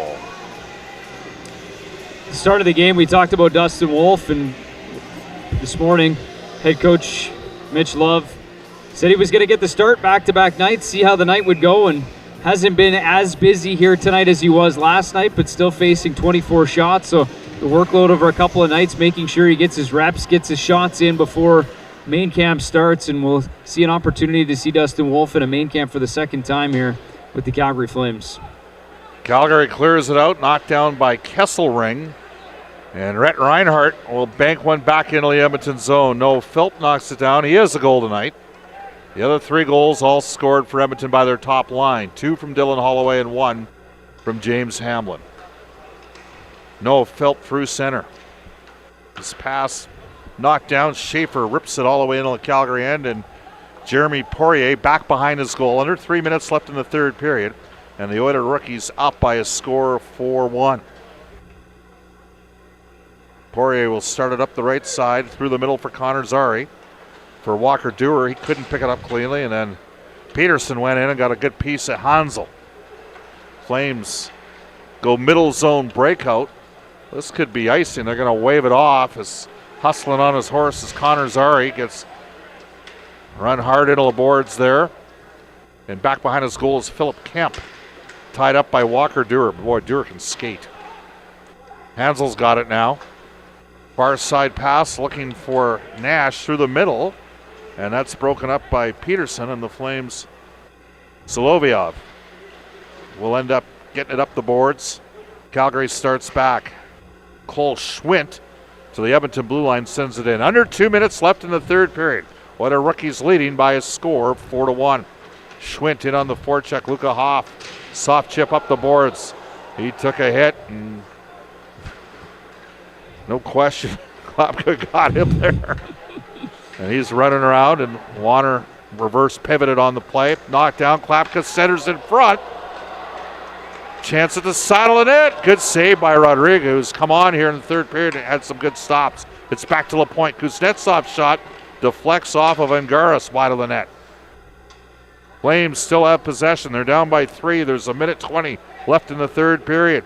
Cole Schwint back to the right point, shoots. And making the save is Edmonton's netminder, Olivier Rodrigue. A lot of flick. Most people would say that Dustin Wolf is a top 4 prospect for the Calgary Flames organization. Olivier Rodrigue is, he was a drafted, top 65 picks overall in the draft. his journey has been a little bit delayed, but he's had a good night tonight. And sure has. Adam Klapka, well, he's landed some blows tonight, both with the fists and on the forecheck. That entire offensive sequence was set up by that hit on Luka Hoff, and they ended up getting a couple of pretty good chances. The last one, that deflection from Jacob Pelche on the Cole Schwint point shot. 4-1, a minute left in the third period. The Oilers rookies leading the Flames rookies. Rhett Reinhardt activates from the right point. Holloway might have gotten away with the hook on the play. It's back to the right point. Boucher, shot, misses the far side. Centered back in front, kept front of the puck. Tried to pop it behind the goal. There's a pass that gets picked off by Dylan Holloway, starting away with Bourgault. And the Oilers rookies will send it back into the Calgary zone, and the Oilers will get their top line off the ice with 35 seconds left in the game. Calgary starts back through the middle, left side. And away go the Flames through center, looking for Cole Huckins. That got knocked down. No, Phillips starts back against Poirier, just chips it and chases back in. Not overly aggressively. I mean, you're up by 3 goals here, 20 seconds left in the game. Flames clear it out. Kesselring knocks it down, and he dumps it far side to Matvei Petrov through center, up over the line. Petrov waits, shoots, lifts one high up and over the shoulder of the netminder there. It's behind the net, and that'll conclude this one as the Edmonton Oilers rookies beat the Calgary Flames rookies by a score of 4-1. Some impressive stuff from the guys that, as an Edmonton Oilers fan, you'd want to see it from. That top line continues to be their best in this tournament, both in game number 1 against the Winnipeg Jets and here again tonight. James Hamblin gets 1, and then Dylan Holloway 2 in the third period to salt this one away. And if I'm an Oilers fan, I'm liking what I'm seeing both on the score sheet and on the ice. Thought Olivier Rodrigue was solid for the Oilers rookies. Who'd you like for Calgary tonight? You know, it's interesting because I think they're still trying to sort out some of the chemistry. I mean, obviously Dustin Wolf has been solid through 2 games and maybe the Calgary Flames' best player overall, but I like some of the things I've seen from Adam Klapka as well, a guy that we're seeing for the first time in a Flames uniform. He's been involved, he's been physical in a couple of chances, and I thought, you know, Jack Beck showed pretty well tonight here as a guy that's one of the younger players coming out of junior, and still like to see a little bit more from those top guys in terms of the offense. Just 1 goal through 2 games, and that'll come. Just trying to work out some of the rust here so far this early on in this Young Stars Classic, but showing some signs of it. Oilers rookies beat the Flames rookies by a score of 4-1. Our next game will be Sunday. That is 2 p.m. Pacific time when the Vancouver Canucks rookies take on the Winnipeg Jet rookies. Bob Stauffer from the Oilers Radio Network, Brendan Parker from the Flames Television, our entire broadcast crew. Battle of Alberta, the first installment won't be the last this year, Brendan. No, it won't, and it's always entertaining. Another good one tonight that had some physicality, some conversations throughout the night, and in the end, it's the Oilers that get the win. 4-1 the final score. So long, everybody, tonight from Penticton.